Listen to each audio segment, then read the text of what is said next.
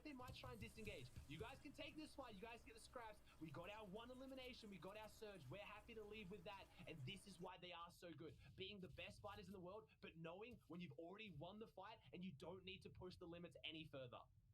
And the best part about that, Elam, there is that secures their surge that entire fight. It was a long, drawn-out one, back and forth. You can see it dug deep into their heels as well. So this is going to work out for them in the long run. And let's just not forget, I was going to say, there's probably more loot here considering how quickly they moved on out of their draw spot. Oh, no, but Bucky takes a body shot there from the bow. It looks like the stinker bow itself was a full-on connect, plus the damage on top of that. So pretty rough one to take right now after you just found some extra minis here. So it's kind of a big setback, if you will. But at least they do manage to see another day. And again, this is a team that had a terrible game one, right? Just a number of unfortunate circumstances really stacked against them. But that second game was great. It jumps them back up into 13th. They're very much in this competition again. Yeah, and they do have the advantage of Craggy. If they rotated out earlier, it means they haven't used all of the utility of Craggy, and that fight was not a coincidence. They have zone right now. As Adams, I talked about being one of the most underrated IGLs in NA East, one of those leaders. If you don't follow the terminology of competitive Fortnite, IGL just stands for in-game leader. It's the player that's designated on that team with, making decisions. How do we rotate? Where do we go? Where do we drop? But usually they leave it to their fraggers like Coop and COD Genesis when it comes to the fights. But when it's NA East, when it's the best of the best, you've got to be able to do it all. And can Adams back it up in the fight? He has 0 builds. He has a gray makeshift shotgun. He needs to improve here right now. And COD Genesis is up with him as well. He drops some builds, but this is a fight that there's truly going to be no winner from Monster. If they win the fight, yes, that's great. It's a bit of a confidence boost. You get a few points on the board, but with zone going very, very far north, all the way to Craggy, you cannot be taking a fight at Weather Station and expecting to win the game. Yeah, no, this is looking repetitive to game number one. This is why out of game number one, we saw they were a bit lit up. But Adams here is going to at least find the tags when he needs it. But can he find the rest now? He's going to need all the siphon and more to stay alive. It's not going to be enough. 21 points for early game fights. They were doing very good for themselves, all things considering. Remember, guys, this is a 2-day tournament. Ladies and gentlemen, they have all of today to play their 6 games and all of tomorrow. So if you're like in the middle of the pack, a couple pop-offs and all of a sudden you're back up in it. You can run this back for the second day. Same for a team like this, right? Teo, Chimp, Tabney in 15th place. They're doing really good, right? They're doing okay. They've been making a big name for themselves. I was really happy as well. This is one of the teams Reverse 2K put a little bit of a target on, but it was really good to see the community. Again, you've been gassing them for multiple seasons now, Monster. It was good to see the community be like, hey, this is Teo, Chimp, and Tabney, all right? They are up-and-comers. They are popping off right now, and I think they're starting to break out of that kind of, that shackle of being underrated. I think people are starting to pay attention to them. 28 points on the board. They're looking good. They're rotating out of Weeping. So far, they've got, a few decent zones. Nothing too bad. Some things come unstuck, and maybe it's this mid-ground rotate as we're getting a nice little thank you Obs team. We're getting to see how the Weather Station fight broke down. We saw them win it, but it looks like they get the reboot off as well. But they're deep, Monster. I don't know. Like, I respect it. The team play, that's awesome. Get the teammate up, but you might just be all going down together. Yeah, definitely. Anything can happen at that point, though. There's plenty to work for as they have to make their way in for Chimp and crew. It's just about finding tags here. Can Chimp actually find a headshot on a player? That'd be great here to just set themselves up for their surge coming into the later portions of the game.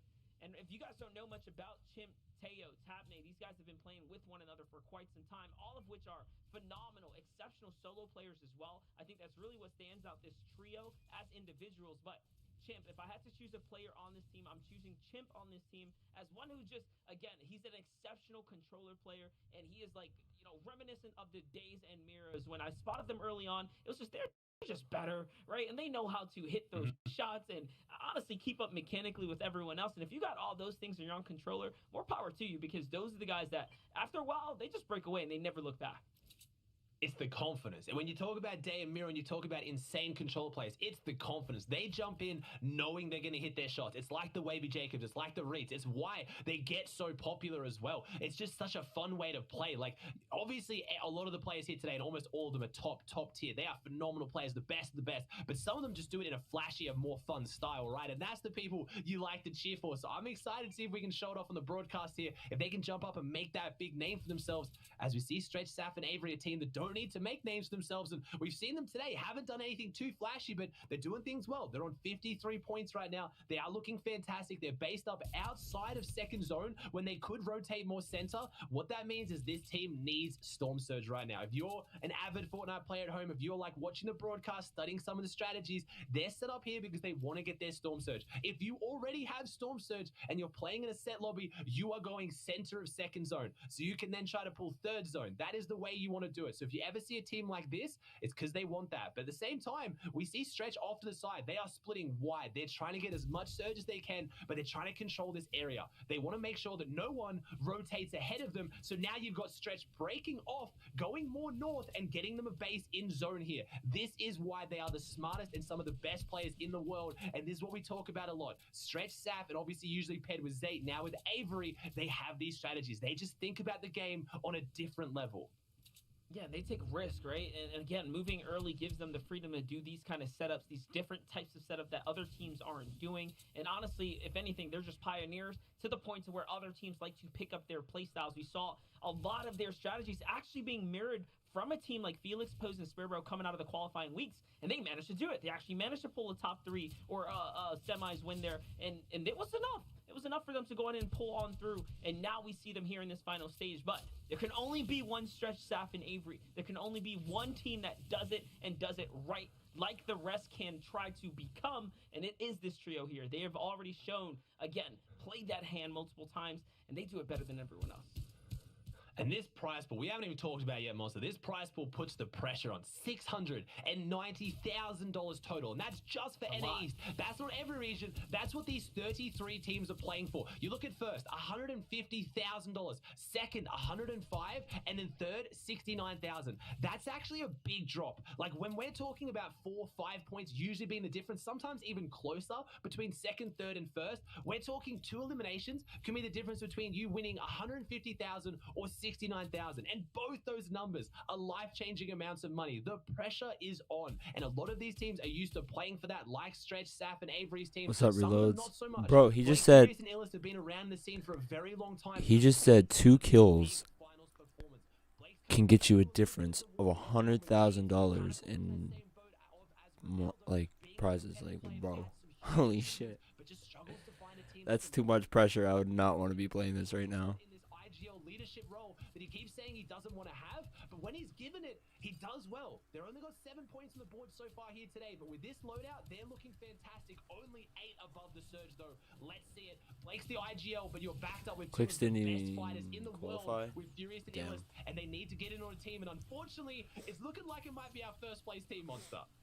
Yeah, and now they're under the pressure of the Stinkbow as well, so this is just slowing them down, chipping them down, and putting them in a much worse position here for taking the Storm Surge fight. Luckily, they are just going to get enough off of the tags of their teammates there, so they're maybe not going to need to take the box dive here. 13 players having to go down is not too bad. It's a lot, though. It still is a lot. And for Gabe, Tahi, and Spiders up above, I mean, I'm hoping that they're above, too, because if they're not, then this is going to be a full-on clash between the two. And that's just sometimes how the circumstances can end up playing out. For Versus2K, though, in the feed there, he finds Hornet and Skylix. Miro finds Adonis. That's the full trio wipe. And now all of a sudden, Versus2K and company. More team wipes early in the game, like we expect them to do. It's going to continue to step their way up onto that stepping stone of Gabe, Tahi, and Sprite. They're on their foundation. They're looking at them saying, hey, what's up? We want first place again. I forgot they are in like replay mode kind of thing. Well. I mean, commentating this, so it's like it's probably glitchy. Very scary combination. But Gabe, Tahi, and Sprite, they've been fighting this whole season. I backed them to win this fight, or at least stalemate it. And if Illis knew who he was about to fight, I feel like he would be questioning a little bit. As again, Damien reversed 3 eliminations on the board. They are pushing forward. They're making their way in again. You talk about all these teams that hit these crazy strategies. We got Stretch, Saf, and Zayt. We're now Avery, always setting up those plays, right? They always set up the bush plays. They set up the split plays. They try to rotate dead side, try to get on the high ground. This is a team that just through sheer confidence and fighting ability, they white line it. They follow that white line to the next zone. They go straight in and they just run through any team that's ahead of them. And that might sound like it's a bad way to play, but it's just testament to how good this team is at winning their fights. And that's a scary way to play your finals, because you have to have supreme confidence, as here it is, your player Monster Chimp right now with the legendary pump shotgun, and it looks like like his teammates Teo and Tabney. God damn, he got a finished up this gold fight, but pump. no, it looks like there's a player still standing in this one, as I believe Teo's gone down. Tabney's got to bring him back, and Chim's got that pump in hand, ready to do something. But Zone is closing in, and Tetro is giving this team a world of trouble. Yeah, definitely, but they are going to get this pickup here. They do have a med kit as well and a flopper play off of, but no, there's a Storm team holding them out. They're already at the edge of the zone there. That could be the likes of another big squad there, too, on the standing, so we'll see how it ends up folding out. They're going to find Tetro here, so at least it wasn't for nothing. It's a full team wipe. That's a 6-point swing. It's Pam, Fatch, and Carrie. Fatch actually just found Knifer in the feed there, who was a part of the Sticks trio. They land somewhere on this outer edge. They had to rotate, too, and that is just how it's going to end up playing out for Chimp. He gets Damn. but not long enough to stay up, and that is how they get wiped out. We got Blake in a box over here. We got Ty in a box over here. We got Rise in a box over here. We got Gapesy in a box over here. We got everyone in a box over here. Western zones, and they land on the eastern side. That's how they should be commentating. Are looking at this zone or looking at the Storms and blaming the Storm. I mean, you're watching a team that's in second place right now. No excuses, right? Genuinely, and they're doing it out of Dirty Docks, which is tucked in down behind the mountain, uncontested, no storm surge. You have to get above that mountain and push west before you can even begin to get your surge. It's only teams that can truly win their fights that are in that position to be able to make it through. And Gabe Tahi and Spry, they've been getting a bit of zone favoring so far, but they have been. What is he doing? Why would he waste mats like that? I love that monster, right? We even saw it today, right? EU, we managed to see Hen, Janice, and Chapix break the mold. I would just put a reverse stare through it so they couldn't see it instead of wasting mats like that. And he asks for mats, yet he just wasted some. Bro, you're not, like, what are you doing? No excuses. These players are getting so good. They're pushing the boundaries so far that even with everything against you, if you are that good, his you can teammate gave him overcome mats when he anything, just and it's wasted truly some by ridiculous to watch. breaking As his someone own who wall knows, and then who's been looking at the rebuilding statistics, it. when you're contested, it normally doesn't go your way, but some of these teams are just on another level. Yeah, for sure, and you can't let those contested drop spots affect you, right? You can't make it personal. You just have to kind of take that one and move on with it, hopefully bounce back, come up or formulate a better strategy to end the games faster. You know, maybe pull a retail row strat, land on the team, go for the pickaxe strategies, wipe it up, right, and just say, hey, this is how many it's gonna people are end. alive? You know, What does it sometimes say? it is just like that, but here, this is Oh, not it's basic top Fortnite. 59, This is that's complex levels 93. of Fortnite. We're deep into the storm lines now. For Slackjack and Acorn, they're still 63 Storm points into this surge. competition here. So far, for all the caster picks, for all the teams we've looked out for, they're all doing exceptionally well. All of them are very much approaching, if not are inside the top 10 and have been inside the top 10 since the tournament has kicked off. Notice a lot of people but they're very specifically not inside the have surge infantry threshold. rifles. This is your team that is below, and Slackjack and Acorn surprisingly not feeling the pressure by looks of it. They're taking their shots. They're really trying to get active for the surge, but they're not going super aggressive, and this is why. There it is, 38 above, but that is not enough. Where right now, I think they realize someone's above them and a fight's breaking down. That is a surge fight above them, and that is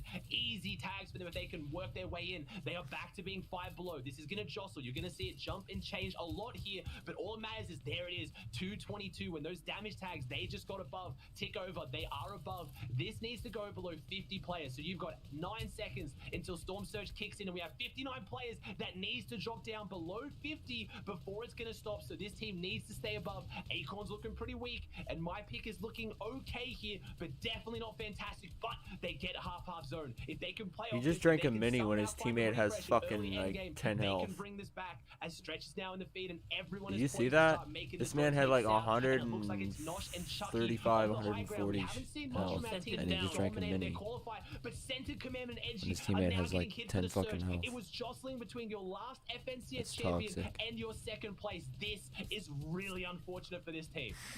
And look at this, Stretch now swings on in. They see the zone pull. It's Saf, Avery, and Stretch once again playing for that high ground hold. This is a team that is fighting in pursuit for the FNCS championship belt. They want it all. They want that pickaxe. Not the belt, it's a pickaxe. They want the pickaxe. They're trying to see what they can do. Edgy, though, they bounce back. Okay, they pick up Sentence. He doesn't get finished by the surge. They find the tags that they need, and now, all of a sudden, they combat against all odds. The actual Storm Surge. It's not every day you can say a team actually beats the surge, right? So it just so happened to work out that way for them. I mean, this is interesting position right now. You don't want to be taking that 3v3 when Center's on next to no health. Edgy's got the most health on 110, but Edgy gets another knock now, and that could be more Siphon, that could be more. The knock with the last bullet. They're also going to need something. They're working their way through. This is why this team, again, I'm talking about teams that are on another level. This is a team on another level. Look at the position they were in, and look what they've done for themselves. There's no sensitive commandment around the corner, and the team runs through. I don't know who this is. It is Jack, Slacks, and Acorn. That was your first place FNCS team taken down. The second place is Damien Reverse now getting in as well. Everyone's getting active. This is now your reigning champions from 2 seasons ago, taking on third last season. The Titans are clashing. I'm talking about teams on a different level, and right now they are all colliding. These are the actual best of the best going toe-to-toe right now. You couldn't ask for a better front seat for action, right? These are the teams that you want to see. And Day says, hold up, it's not all over. The show's not over. We have another episode, and it's Bucky. Bucky goes down. Macwood is down. Day is on fire, and he already has more elims by himself than all of the other teams have in total, right? All these teams he's wiping up, it doesn't even matter. By himself, he's popping off here. He's absolutely popping off, and you talked about it. All our caster picks are in this monster. All of our caster picks just collided. We had yours and mine going up against, I believe it was Vivid and Adams right there as well. And it looks like a few of us came out on top, a few of us didn't, unfortunately, though. And they're pushing forward. And no, it was actually your pick that just went down. Sorry. But Day is looking not too much hotter here. We're all on the edge of our seats to seeing who can pull this off. And Avery, Stretch, and Saf finally have their high ground on first rotating. We've seen them on half-half. They didn't get the zone. They are still there. Our FNCS champs, Jack, Slacks, and Acorn, fought back against the surge. They came out on top, and now they're rotating the front side as it looks like Mira's just still in this. He's clinging on. Reverse 2K is still in there as well, but their loadout is not looking too great. They need to get in. They need to get the meds off. But with Avery, Stretch, and Saf on the high ground, you are just going to hear unrelenting fire. They have the assault rifle ammo. No one conditions higher better than them. You are not going to get an inch of room to breathe. You need to play this endgame flawlessly because they are looking for you. And we just saw some critical movement coming out of Miro right there. Great decision making. He layers himself up, gets the safety, but Acorn on the other side in a box fight here to stay alive right now. There is still a full trio up, but they're all on their own different layers, and one is going to go down. So all of a sudden now Jack is out of the equation. It is up to Acorn and Slacks here, who are not next to one another. They might as well be solos at this point to find anything that they can. Here it is, the Harpoon coming out here to desperately stay in the game, but no, there's another team behind that wall. But because he goes in a different direction, at least Acorn is up. Into top 10 he goes, and now looking for the shot, no hesitation. Hits one. Can he hit the second? He doesn't need it. He moves on. But this is pressure time. Ozzy, can he steal away more? Yes, he can. He's right behind one, and no, just barely misses out there.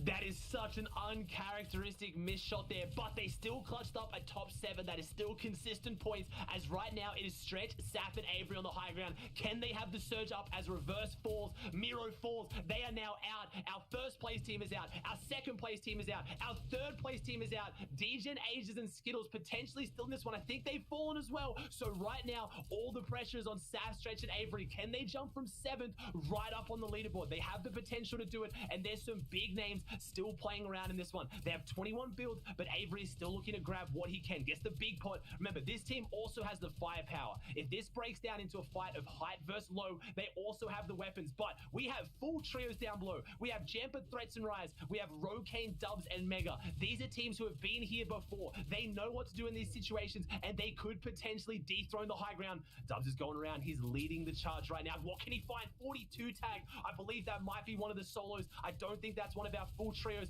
but where is the zone going to go? I believe the zone could potentially go up the mountain here. No, it's going back across monster.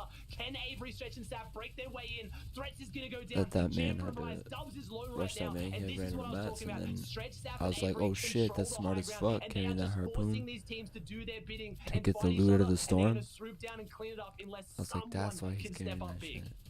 Yeah, and listen, Pam's already done what he had to do. He's dismantled one of these teams here. So for Avery and crew, all they have to do is hit their shot. And Avery, he doesn't miss. He finds the 108. Can he find a side tag here? No, instead he's going to back off. He has to heal here. Stretch is going to have to take over now as he has the most HP out of this trio here. Remember, Saf is probably going to be the one who might just have to play for the heal off here. Stretch is all the way up top. Avery's going right back down. It's a bit of a reset. There's only 2 trios left. They're inside the zone. Oh my god, Avery won the game. They sweep him under the rug. And now, a 7 elimination in Victory Royale for the veterans, Stretch, Avery, Sap. And again, we couldn't even pick them because there's too many teams to keep an eye out on here.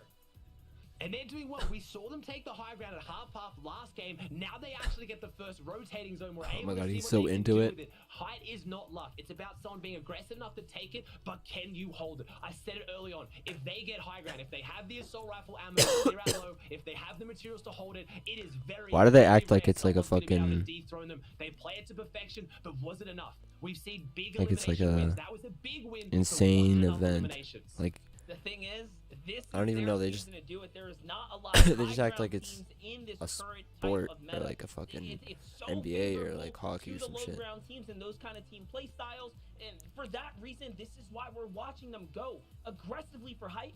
Not a lot of teams are contesting them. Every team that has contested them has been because of the fact that, okay, they just so happen to get zone favor. They might as well because it's the right thing to do. But Aussie, they're a type of team that wants to change the storyline. They want to take advantage. They don't care where the zone pulls. I love how want they to have be a Fortnite high-ground background team. music playing. They want to be a high ground kind of team. I even saw Stretch being real cheeky earlier on today. He was on social media exposing the strategy of other teams like DJ and just Skittles who like to go for high ground. It's all the mind games. And when you think Go for high ground. who's going to be able to handle it, that is another team very much in the ring. No They've way. been in these positions before. They've been at the very top before. But are they going to be able to jump up into first? I didn't really see Gabe Tahi and Sprite too much in that one. We got to see Damir in reverse. They almost clutched it up, but we're going to throw it to the desk so they can break down the leaderboard. Was that game enough? Where's the Boys, leaderboard? I'm loving the passion. I'm Where's the loving fucking leaderboard? fire, What the okay? fuck? Who the That's fuck what are we these like to people? see coming out of these games. That was game number 3. Okay, there's a lot of things we have to talk about, but first, I want to just say congratulations on the victory royale. I mean, listen, Avery, Oh, Sap, Vic Stretch, this is Royale. a team that way back when they first formed, right? Zayt retires. We're thinking, can this team, are they still good? Like, that's such a strange thing. And Vivid, I vividly remember asking this question, are they good? And you were like, bro, I'm telling you, Zayt is a god, but without them, with the inclusion of Avery, with that refresher, this team is good. And right now they're showing us that, Vivid. It's incredible.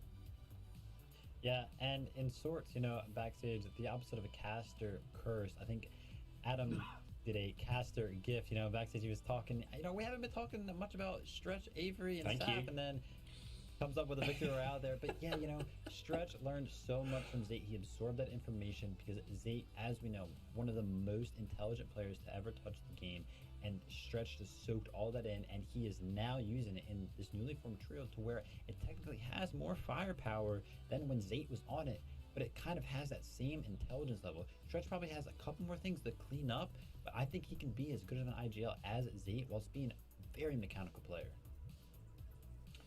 Firstly, Vivid, thanks, mate. Got my back there, bro. I love that. That was great. Because I was going to bring it up myself, but I'll be honest with you. But I said there was this weird moment in game 1 where we're all sat there, and I said they were just waiting for the kind of the storm to move. And I said to you guys, I was like, there feels like there's a kind of new era of confidence or strategy around these guys now. There was a vibe coming out of the screen at me. I thought, they've been there or thereabouts the last few games. They've obviously wanted that high ground, as Ozzy and MDF pointed out there as well. They clearly have, going into this, a lot of confidence, which I think we've dabbled, you know, talked about challenges versus champions and such as well, like, you know, reboot rounds versus those who qualified previously. But these guys have like a legacy as well, and I think we saw that in by the bucket load in that last game as well. And they took it, the 7 eliminations. Is it enough? I don't think it quite was, but they're certainly going to continue growing. These are an unbelievable trio to watch. Just so good. And you know, I love that you talk about confidence, because this is actually something that I learned like pretty early on in my casting career. Was like, I don't think confidence is like, I think it just is all mechanical skill. It's not true. Confidence plays such a major factor in whether you're going to hit or miss those shots. And for them, they got that confidence. Now, boys, I want to talk about another trio that is just looking so freaking good. It's Day, it's Miro, it's Reverse 2K. These guys, it doesn't matter what situation they're in, they're slamming eliminations and they're finding the plays. Yeah, and Yeah, they really are. Go ahead. Oh, go ahead. Oh, well, No, I it's just just, really want to talk I mean, about obviously. how they are so good at getting elims. You know, Miro here, he sees that there are 2 individuals here at the start of this tarp right here, and they're building out of wood, the weakest material in Fortnite, right? he knows that we're playing trios and there's going to be a third teammate. So watch what Miro does in a split-second decision making here.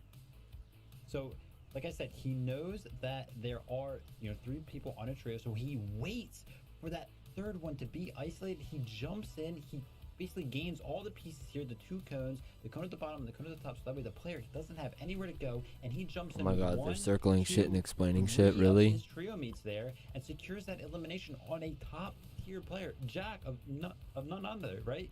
It's just a huge Bruh. thing to be able to see that. Look at all the fucking arrows right here. And then look at this. They follow that. Bro, there's follow like, that how many trio, people are in here? So Slag 24 arrows his just right teammate up here. are making this hard for them still, and they just go ahead and they follow it, right? Because they know that it's a duo, and they know that they can completely abuse this guy out of this tarp. Completely abuse this it leads them guy. all the way to this Fucking end abuse this spot here man. where they have so many options. They can go this way, that way, and they use it all the way up to this point, and then watch what happens after this. As soon as they have the opportunity to go where they want to go, they make a quick, decisive play to jump in as 3 again and find yet Man, got another lasered. elim on another top tier player, Sav. They're always together. They're always using their surroundings. They're always using their intelligence to their very best of their ability. Avery won the game. Yeah, that was a classic example there. Wait, as well. that's the Castro second has one game. on the teams. He's saying, "Dude, Is do you it? want to do a illustration lesson, show us all about what's going on?" And me just losing my marbles and just wouldn't stop talking. So, do you know, this is the lead. With Day, who had, I think, other than Days 2 teams, dubs, himself had more Days eliminations Maker. than any other trios. Incredible. 65 placement points, 27 eliminations. What's up, That is why Cryptic? they're in the top spot, 119 points. They're the richer there. We see Gabe Tahi and Sprite there right behind them, though. In second place, 23 eliminations, 106 points, 60 placement points. The top 3 teams, the top 4 teams now, all with at least 60 placement points. We obviously see Staff Stretch and Avery there creeping in third position, too. But looking up and down, teams we haven't really talked about, Avery's like gonna Nosh win. and Nut and Chucky Watch. there creeping in Tell at 10th I'm calling position. it. I mean, Slacks, even Acorn and Jack, we haven't talked about those guys that much. The FNCS champions still managing to get in the top 5, which is incredible. And yeah, a trio that I was expecting to be way higher up in the leaderboards, but it's also not necessarily surprising, is Bucky, Kanata, and Macwood. They're in the 13th spot. Now, if you remember a point that we talked about at the beginning of the broadcast, these guys, last FNCS, where they ended up getting top 3, at the end of day 1, were in 12th position. And it's kind of looking like it's going to shape up to be that same storyline here.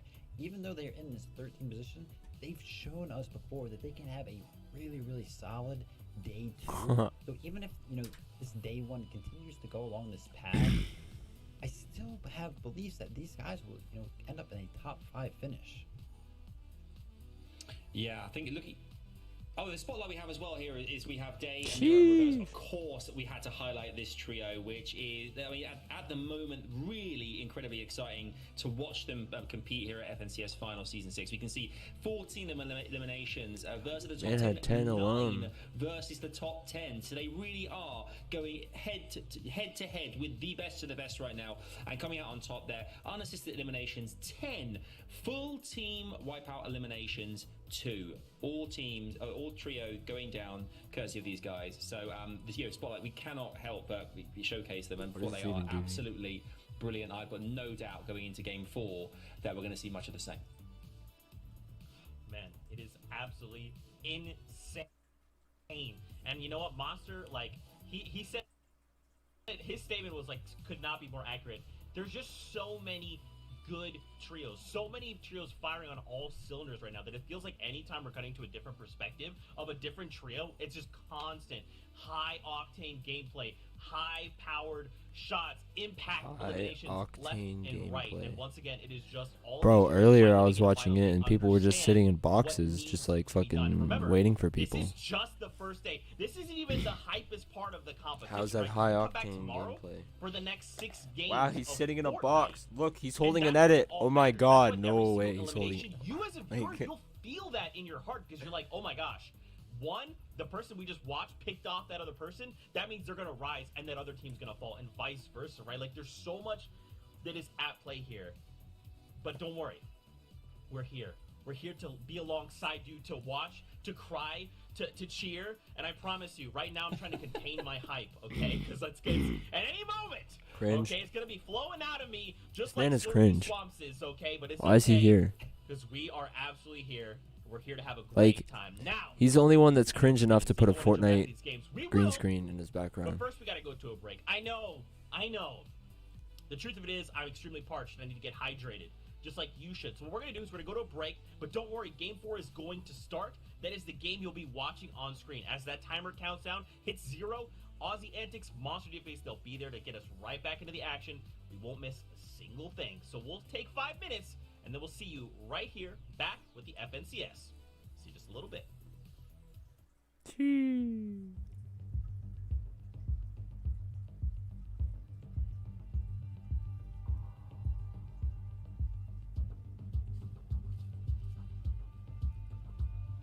Is this a game right now? Why are they gonna be right back if this is a game right now? I don't get it.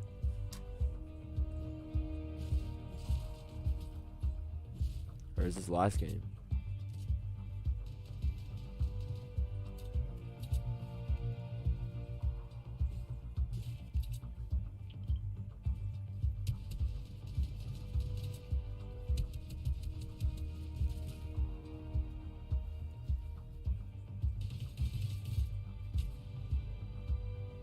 It's too far out. Cool, bro. Fucking let me. I get those parts if you need me to as well. There's definitely kids on blue. Yeah, there is. I think that is the game right now because there is people in the game right now. Facts. I hope they don't win. Not gonna lie. You hope who don't win?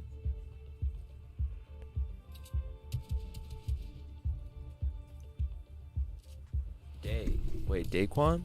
Or Day? Who Day? I don't know this person.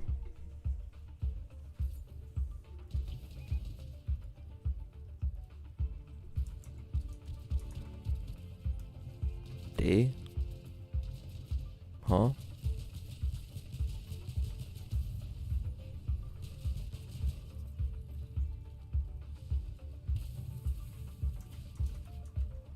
What?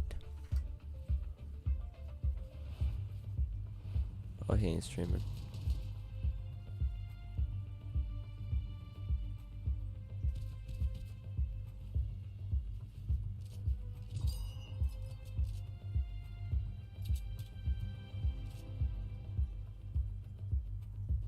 What is that?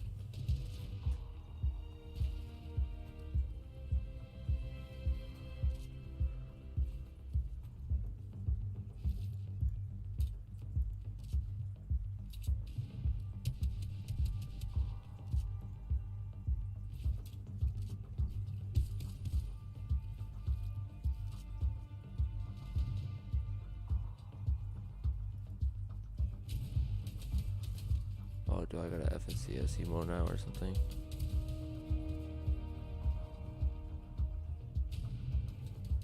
Hold on, let me refresh this page, see if I get it. I don't know how he spells it out. Can Rogers Ignite Internet improve your relationship? One of the best controller players? Oh. You could say that. Get stress-free Wi-Fi with Rogers Ignite Internet. Rogers Ignite Internet, wow, cool.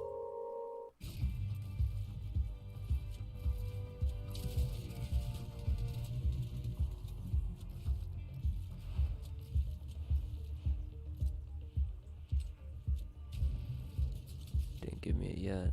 Or it said I unlocked like emote or something. And just got pooped on.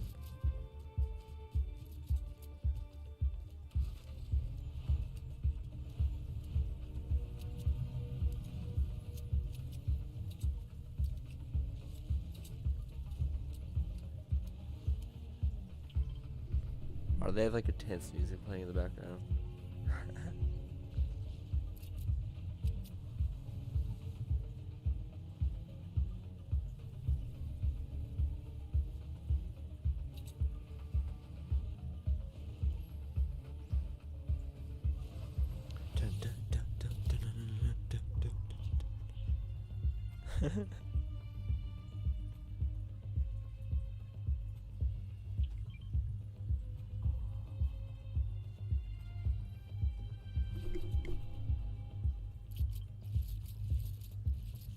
Bro, yeah.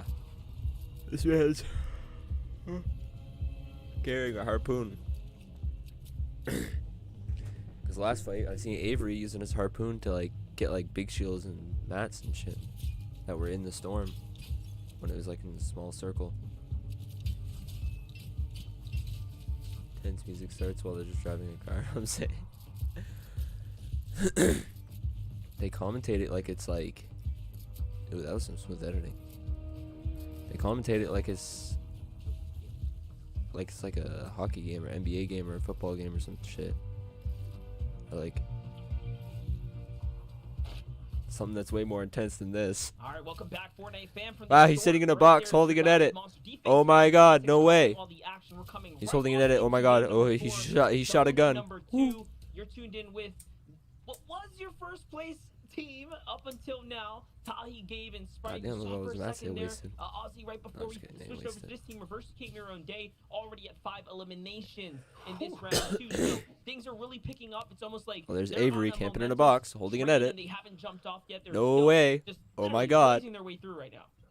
Yeah, they are kicking up the pace right now. They are really spicing things up. As we know they can do best, but all it's going to take is one of those fights too many, and it could go against them, but that's really big. That is already 10 points on the board, and we are not even inside the top 75 players. How is he hitting those shots? Saf, Stretch, and Avery, I barely see Game him. 3 victory, our winners from the high ground. And this is an interesting team, right, Monster? We've talked about this a lot, and this is the perfect player I want to highlight, Avery. And I feel like I'm a culprit of this too.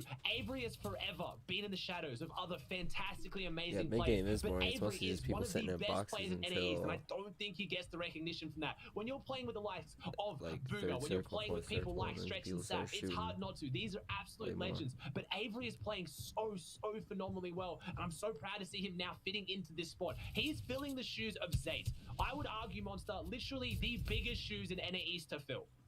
Yeah, no, definitely. Listen, and the legacy Zay is left behind goes without us needing to reiterate for you guys. And for that is why there is so much more additional pressure on someone like Avery. Because if you were a Zay fan, if you were a fan of this trio, when someone like that leaves, it does leave up for question. How are you going to find someone as good, if not better, than the man who pioneered a lot of the is there bows in this?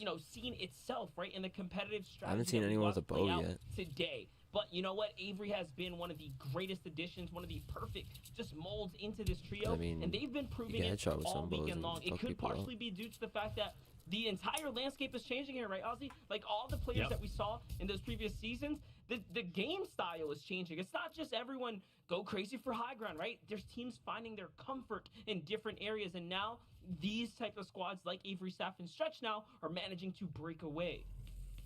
And if they can keep doing it, because we got to think, Game 3 victory out, but you got to remember, Game 2, they were on high ground half-half. They had the loadout to potentially win that game like they did Game 3, and then just the zone gods, the RNG, the luck, whatever you want to call it, zone pulled across, and they had to give up the high ground. If they got that first rotating zone, there is almost no doubt in my mind they would be in first place right now with back-to-back wins. And now with this zone, they're poised to do it as well. Now, Scoped, Tragics, and Cease, this team is really trying to get their big tags here on the edge. Something has come unstuck for this team right now, and I really hope they can find it and put it all together as Jack Slacks and Acorn are maybe taking a page out of Damien Reverse's book here. FNCS champ looking after another FNCS champ. Oh, wow, they're someone's taking actually pushing. aggressive mid-game fights, and for my pick here, this would normally be scary, but I have so much faith in this team as a fighting team. They've fallen off the conversation of aggressive fighters in NAEs, but especially when they broke into the scene, they were known for it. But I'm looking at some damage coming out, and no, it's Surge. They need to take this fight. This is what I want to see. Get in, guys. You can win this fight. You've won them before, but now you've left it until Surge is ticking to take it.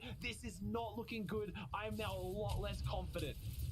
Yeah, they were trying to set it up before the surge came through, but the clock kept ticking, and they couldn't find what they were looking for. And now, Acorn and Slacks, no more shield. They're going to have to pause here to heal. And remember, it's a very distinctive sound on the other side of the wall here. That trio knows exactly that this team is under big pressure. Slacks already gets taken out. And again, they can hear the zapping of the storm coming through after every couple of moments that tick by. Acorn now left behind here. Jack has to go ahead and pause up and heal too.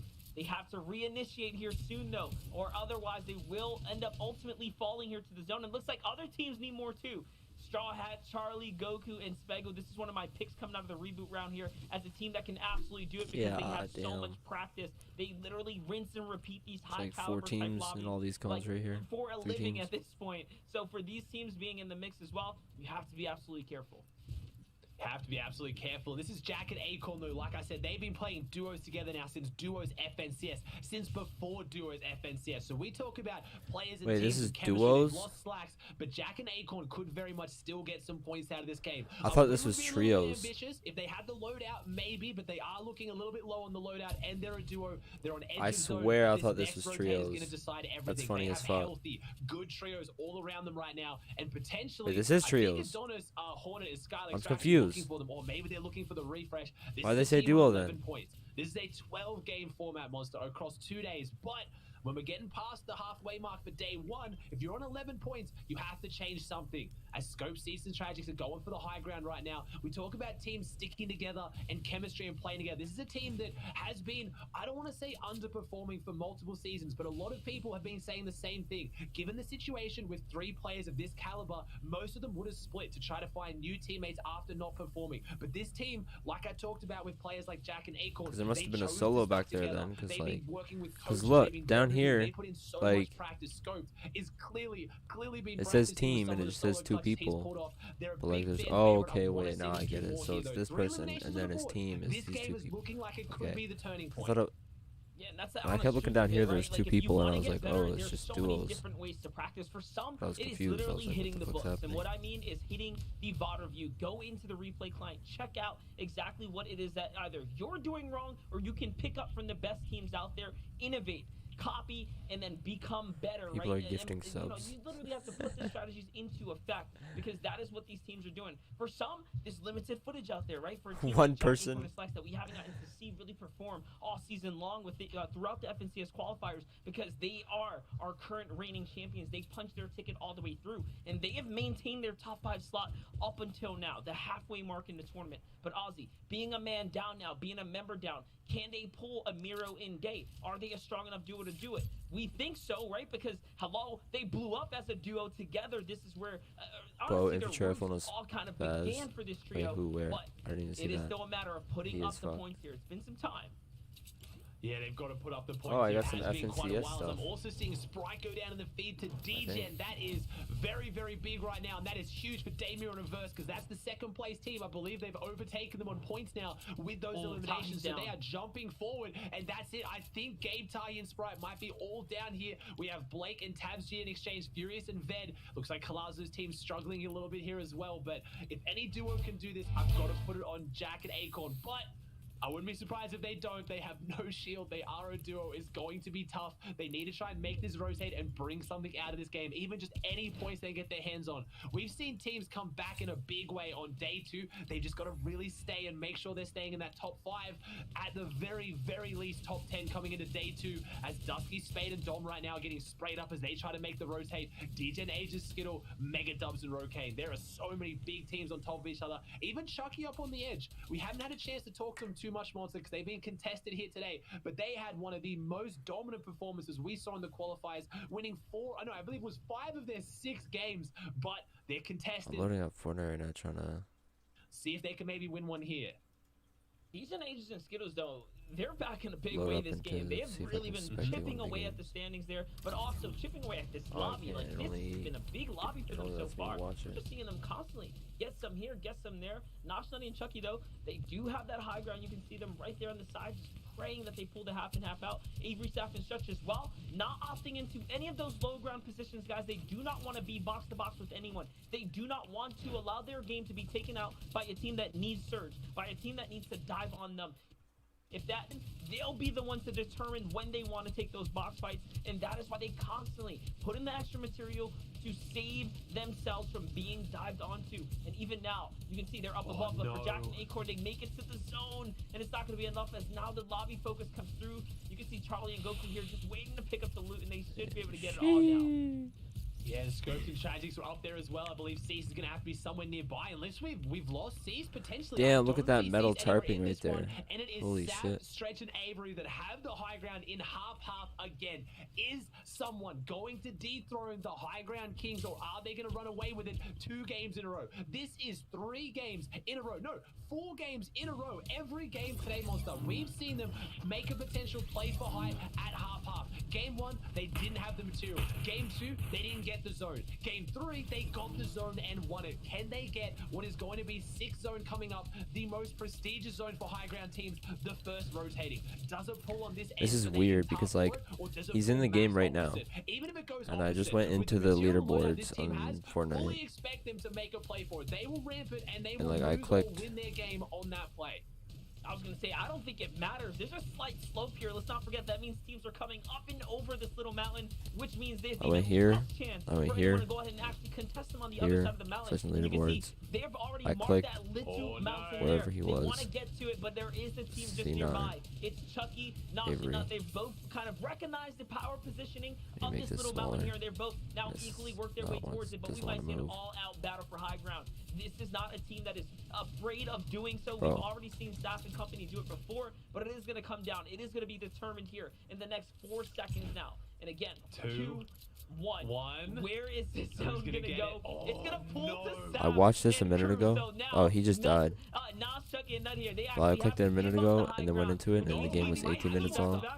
And then I did it again, and it was 20 minutes long. Reinforcing right now. He's dropping down and taking it. So it's like you Sav, can watch Avery, up and until Stretch whatever do so to happens, take and it you off, can't but watch we them haven't live. seen these standoffs too much in in the the game. past Let's because watch in this. previous metas we've either had shockwaves, we've had RPGs, we've had That's some kinda power dirty. weapon to take out the opposite height to stop them. But right now with the meta, it's just a complete standoff. It is. It's going to depend who gets the zone. So far here today, Staff, Stretch, and Avery have gotten it once. They haven't gotten it twice. But the best teams we've talked about already, that doesn't define them. Can they come back from it? Can they get over there and potentially make a play? Because they're not dropping down. They're still tarping across on second height. They still want it. Yeah, but they also need surge now. They're so far below. 17 players have to go down, and this is one of the most deadly zones to play off of when you need surge because you have to fight, you have to focus on the rotate, and usually it results in a player or two going down. But for them, the veterans here, 27 seconds, how many players will fall before they actually have to get absolutely active? Because they are far and below where they want to be. Right now, though, they're still looking high ground. Too high for them to contest, so they come even lower now. And they're one step closer to all the other big trios we're keeping an eye on. Of course, Sensen, Commandment, and Edgy. They are definitely nearby. We know Degen, Ages, and Skittles. Also a mid-ground, low-ground team that are still here. Very prominent in these kind of positions.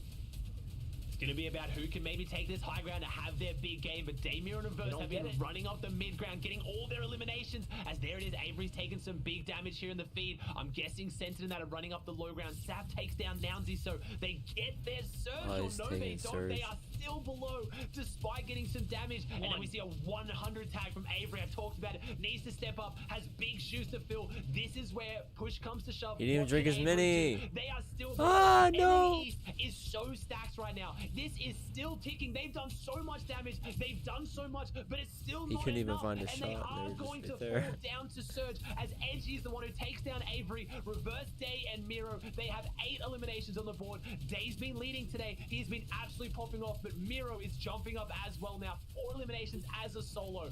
9 teams, 7 teams, 20 players. They are falling fast now. Day found Staff, Miro found Stretch, and now Reverse 2K is just leading out this rotate here. No material for him, so they are completely on E. The gas is no longer here inside the vehicle. They need to continue to power on through, but no, it doesn't even matter. Looks like Miro finds another one there. That might make be sure the to drop a like on the refresher, stream. the fuel that they're looking for here to go ahead and stay alive. And they're literally fueling themselves on the dreams of their competitors. We call that nightmares here. What can Miro do now? He's looking upwards. There are still so many teams, though. There's a lot of placing here to be picked up. Illustrator is still in this one, so we got some teams that are down there who need this big performance. And there it is. Miro finds DJ and make it 6. The big purple pump. Reverse is down. Day is getting lit up, but Miro is looking healthy. We have Miro running into Illis, 2 of the best control players on NA East. Miro fires first. Oh my god, calm down. Holy shit. Why is he getting so, like, hyped up? Calm the fuck down. That is an absolute clash of titans. The controller gods are low. Two first controller players. Like, holy The fuck. fire comes down. Day's gonna go down as well. Edgy centered Commandment around the edges. Illist and Blake are doing this as a duo. The charge is being led by Illist as Centered goes down as well. That fire is just overtaking low ground. Chucky, Nut, and Nosh, they won 5 games of 6 in their qualifiers. We haven't seen them in their position here today. Can they close it out? 2 teams alive, 5 players. They need to make their way down. I believe this is Blake and Illist. Both these teams are down leaderboard. No, it was. Edgy and Commandment won the low ground. Of course they have. No one can take the low ground off this team, but it's a 3v1. What a second place performance, but Nosh, Nut, and Chucky, they make it off their contested drop, they get endgame, and they get a win, Monster. This is like Gabe Tahi and Spry. When they make it away, they are so dominant. Yeah, we're seeing the stress of those early game clashes now pay off in spades here. It just shows that they have the firepower. And once they get let loose, once they have the mats to do everything that they need to do, they go ahead and pop off and now securing victory royales. But what's most impressive is Commandment and, of course, Edgy and Sense here, what they have managed to do round after round. I mean, listen, we could just pull up exactly how many stats they've done so far as their placement goes. A second, a first, a top 20 with Elans, and now another second place. We talked about these placement points and how important they're going to start playing out, and all of a sudden here, again, that consistency is there. But, Ozzy, you called the biggest clash, Illis versus Miro. My gosh, what a call. That was a big one. Two pumps both coming into it. Illis clearly had that legendary pump because I definitely saw a 200 plus pump. You don't see him too much anymore. If anyone's going to hit it, it's going to be Illis though. But how is the leaderboard breaking down? Was that enough to surge them up? Is Center's consistency keeping them up there? Because they mirror and reverse are right there to the very end. Zeke, break it down because this is going to be a close one. It's already too close, Ozzy. I don't like it. My stress levels through the roof right now. Okay, first off, Nut, Notch, Chucky, a victory royale. I like the way that, that MDF and Ozzy kind of explain this, right? That any team can essentially get the victory royale. Any team can walk out of NA East and say, we'd like the victory royale. And it's all about which team is kind of given that golden path to do so. Now, it's not all set in stone, right, Vivid? There's still a lot that goes into making that happen, but I'm appreciating a lot of these trios, sometimes different trios, just finding that path and saying, look, we know, we are veterans of this game at this point. We know what it takes to win. We just have to execute that plan and execute it well. Yeah, and I love the fact that Nosh is finding victory royales. Even since last season, we had a completely different trio. He's been doing so well with these high ground takes. Like I don't think I've ever seen some Nosh like scrim gameplay, but I would love to, because I would love to see how he is when maybe he's IGL, maybe he's just taking like a backseat type of thing. I'd love to know how he plays within a trio and what the comms are like. Yeah, I think that's one of the most fascinating parts of this. I'd love to hear the comms and what the players are actually, because there's an instinctiveness to everything they do. They're kind of knowing where they're going to be and what the calls are in that situation as well, because it's all happening so fast. But again, we saw some of the trios rising to the top. I think we counted for Miro's trio, I think 11 or 12 eliminations coming in that third position. So more big points for the teams at the top of the table. So I cannot wait to see how that all turns out very shortly and see who's currently top after game 4.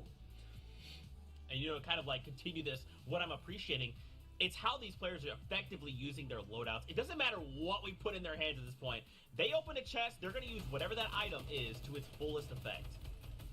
Yeah, and that's why these pro players, that's why these top of the line players are good. Look at this. The Harpoon has been something that is notorious for keeping trios alive, in the sense that it keeps them fresh in the material department, because they can get these elims from a great distance. They don't have to really risk much, and then when they get those elims, it's usually hard to get that loot, right?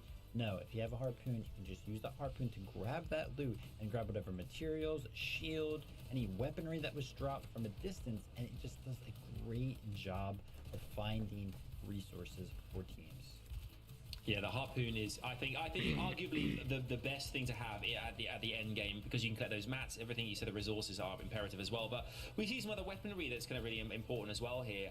We know one of the big factors is, of course, Storm Surge. So you need weaponry that can hit from distance to get that damage, that you make sure that you're above the Storm Surge when it comes around your way. I mean, we're looking at this, the tactical shotguns here we're talking about as well, pump shotguns. These are really imperative as well. Obviously, high impact is incredibly important in close proximity, like a lot of you're seeing now. Is like everything is very close together. So if you can land those shots, accuracy obviously is important, but the firepower is imperative as well, to make sure you down your enemy and do not let them get back up. Let's have a look at standings. This is what we're here for. The leaderboard is looking feisty. Oh, look who's on top. Vivid. Hello. Day Miro reversed their 38 eliminations. This is unbelievable. Bearing in mind we saw earlier on the Middle East Eastern results, I think the top was 71 eliminations across 12 games. We played 4, and they're on 38. So think about it that way. There's still 2/3 of the way to go.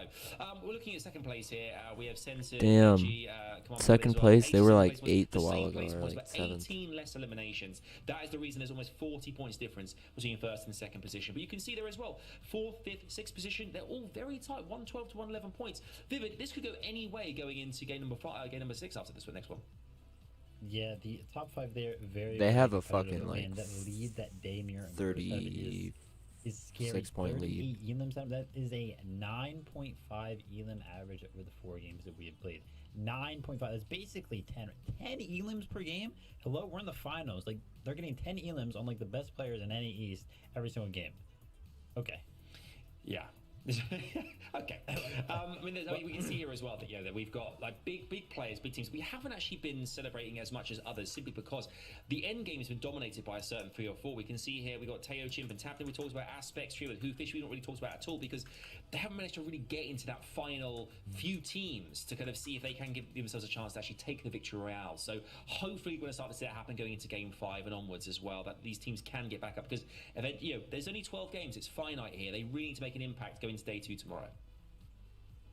Absolutely, just ensuring that Why does whatever EU have a happens, million? If you could just slow another trio down and just kind of cut them off from accruing more points. That's just gonna like slow down their progress trying to attack leaderboards, right? Like for all we know in this game, and I'm not saying this is gonna happen. Caster Curse, it's not gonna happen, okay? But if something did happen, like Miro's trio falling early, like that's another way that everyone else can try to catch up, right? There's so many like little things that are going into making all of this happen. All of these Titans going head to head. So keep a lookout for it, fam. Watch that elimination feed and follow along with Monster Deface and Aussie Antics because you know what time it is. It's time for game number 5 of the Fortnite Champions Series from NA East. Let's get back into all the action. Sheesh. Let's get back into it because this is starting to look like an incredible day right now for Reverse 2K, Miro, and of course Day here. Like They're 3rd. popping off. They're setting themselves up way ahead of the pack, and Okay, it's first really and second feeling is reminiscent to the 90K. last time they got to touch that FNCS Pickaxe of Champions there. I mean, Ozzy, listen. Now we get to see Nut, Nosh, and Chucky, though, as they hop up and, secure themselves a victory. Now put themselves inside the running here for also a solid day 1. But it's just looking like a different kind of Fortnite. Like, are these other teams playing the same game or what? Yeah, it is looking interesting here as well. Remember, it looks reminiscent of the first time we saw Reverse 2K's team win FNCS 2 seasons ago. They were doing it with a way, I would say, objectively worse drop. They were doing the kind of Fort Crumpet split. They were one of those teams that were like, look, we haven't gained everyone's respect yet. This was before a lot of you guys knew who Day and Miro were, especially. A few of us had our eyes on them. They definitely weren't unknown, but they were not the level of, respect they command now to get uncontested dirty. They were going the Crumpet split, and even then, on the last games, they got contested on day 2, and everything almost came unstuck. It came down to them rotating away, leaving the Crumpet, and they found a llama submerged in the water, and that gave them the final boost they needed to take out the win. But now they're doing it out of dirty docks, arguably one of the best drops on the map, uncontested. They command so much respect. They've done it with so much less. You have to imagine, unless one of these teams step up or multiple, they're running away with this at this point. Yeah, definitely. And the thing is, how do you single out a team like this? How do you actually break apart their winning strategy, which honestly just seems to be drop every team in their path and don't stop doing it. They take advantage of the chaos. They take advantage of the storm surge. They don't let any of those small factors determine how they are going to perform in the round. And I think that is what's most impressive so far. They've just really, honestly, not only has Reverse just putting a lot of pressure on his own shoulders, but he's putting up and he's walking the walk here because yesterday he was talking the talk. He was putting it out there. He was willing to say straight out loud to everyone that hey, he thinks he is the best player out here as far as his trio goes, right? He thinks that they are miles above the competition, miles ahead of the competition, and they're doing it right now. Oh, and we're seeing an interesting engagement breakdown over at Slurpee. I have to imagine, or maybe it was Jack Slacks and Acorn. Talks about teams needing to step up and do something different. Jack Slacks and Acorn have rotated in, and they're taking a fight against Scope, Tragics, and Cease. Cease is nowhere to be found right now. Cease is off in the distance. He's making his rotate in, but unfortunately, it looks like I talked about it. Scopes is on something else right now. He is looking like, again, I mean this with the most amount of respect, duo FNCS Scopes, when really he took the world by storm, really made a name for himself, because I believe this was a 3v2, and I think Scopes backed it up here with Tragics and turned it now into a 2v1 once Cease gets here, and it looks like Cease and that is your FNCS champions going down here. Cease, Scope, and Tragics win this engagement. That is a massive upset here in the final games of day one. And the crazy part is that people look down on this trio right here because they qualified coming in one of the later spots, right? They just managed to pull in a tight qualification out of that third week. But again, this just shows that, hey, they're here and they can pop off, and even your best of the best, even your reigning champions can fall, right? Kings can bleed too here. And now we get to see, again, another brief look here at Commandment, Edgy, and Sentis draw spot. We already know how it all ends up playing out. They like to compile all the big loot here in the middle. They usually end up stashing it, and then they figure out where they want to rotate. Before the show kicked off, I was talking to y'all to say, hey, how do these guys even like to play for their tags? Like, what's the strategy? And you said they're a hybrid type of team, right? You can't really put a pin on them. They really just determine or play it off based on the zone. Yep. Play it off the zone. That's what you got to do. They've got to be a little bit, responsive to it. There's very few teams that have just mastered a play style so well, like Center with low ground, that they can just really play it pretty much every game and see how it goes. Low ground being a lot more consistent, as you saw last game when you have Stretch's team poised to take high ground. When they get it, they are oh so dominant. But when it comes down to a bit of zone luck, you really don't want to kind of have to play that play style every single game. It can work for you, and I really respect them for sticking to their guns and knowing how good they are at it. But when you see a team like Centered Edgy Commandment, where yes, some favorable zones are great and can let you have a better performance, they really do overcome any of the end game zones to stick to their consistency. This team right now has an average placement of 5.75 with an 18th place. We saw them go down to Storm Surge in that game 3. Outside of that game, second, first, second. That is insane levels of consistency. And in a 12-game format, you have to think they should be able to hold on to that. Daymir on reverse, they're absolutely running through teams. But if one of those teams, meets their match, like we just saw with Jack Slacks and Acorn, that's all it takes, and that whole game's worth of points is potentially gone. Yeah, definitely. Remember, the cutoff just for the entry level for placement points, guys, starts at 24th place. We've saw round after round, especially those first two. Not a single team wants to take an engagement if you don't have to. Now we're getting into later portions. Now we're coming into game number 5. This game and then the next game, and that's it. Their day one is wraps. You can see the teams are getting a little bit more loose, right? There's more diving. There's a little bit, I guess the patience starts to go, or the comfortability starts to get a little too much. If you get too comfortable, you start to make mistakes, and Jack, Acorns, and Slacks type of situation can happen. You roll up on the wrong team a little too early. You think it's going to be a favorable fight, and all of a sudden, bam, you're gone. And this is just showing this is the most consistent team in semifinals. They were looking so dominant, always had their drop uncontested. Now they're contested, and the loadout is testament to that. And I mean, Nick, FN, and Lupian looking like they're pretty much off in the distance. I don't see them at all anywhere near Nobu Beef here. They're going wide for their Storm Surge tags. My man's running 5 bandages and 1 mini. This is just not the spot you want to be in, but they want to stay their drop. They want to prove to teams for future FNCSs that they're not leaving. And again, remember, this is multiple FNCSs back to back with the change from Fortnite, from competitive Fortnite, going to one game mode for pretty much entire years. We still have multiple trio FNCSs to go. You need to mark your statement on this. There is at least one more to go later in this year, and that could be their chance. And I respect them playing the game out to the best of their ability with what loot they have, because it is not a lot. Yeah, for sure. And it looks like Sizz Lucky Nounsy don't have much either, too, as they're rotating in here. And they're starting to run out of material quick as they try to just get to the new zone, and other teams are, again, shooting them down, making it very hard for them to get a rotate. There's no free rotates here, especially out of their drop spot, where vehicle limitations are holding them back and forcing them on the ground here and digging into that early metal. They already have used up all the brick. That's a rough one, or a rough spot to be in. But Sizz Shays announced they do have a lot of shields, so they should be okay to go in and bounce back as far as the heals go. It's just looking a little worse for Wears right now as far as this early game positioning goes. Whether or not they find the rest of the mats, that's a different question. The match you can always try to find in a little bit, but they need to find their Storm Surge tags now based on how they're looking for it. And Sizz Lucky is looking precise with the infantry rifle. That's a big headshot as 20 takes down Kanata, one with the piece. Kanata's down here, and that's going to be one of those aggressive fights they've been taking towards Flopper Island and towards Stealthy Stronghold. It is breaking down in the identical location monsters. Bucky comes around the corner. Bucky and Mac would have to close this one out. Not only do they have to win this, they need to get the reboot card, and they need to potentially reboot Kanata. This is not looking good for one of the favorite teams coming in to this FNCS right now on 67 points. That's 3 eliminations, but they now have to get Kanata back up. Yeah, it's almost like we're seeing the decay of the team that didn't get to really play in the FNCS throughout the weeks here. But again, this is the only team that is not up there. And by not up there, guys, they're in the top 15. So don't count them out all the way. It's not all over just yet. They are notorious for coming back on day 2 of these type of formats. They hit the books, they hit the strategy, they hit the VOD, they figure out what went wrong, and they patch up all the holes in their gameplay. So that is why, for me, Bucky, Macwin, and Kanata are a very, very high-placing pick for me. I just genuinely think that they're one of the better teams out there, especially on these 2-day formats. There's not a lot of teams that can actually bounce back and play the length that it takes, the mental fortitude that it takes to go ahead and be the best for these long competitions of 12 games.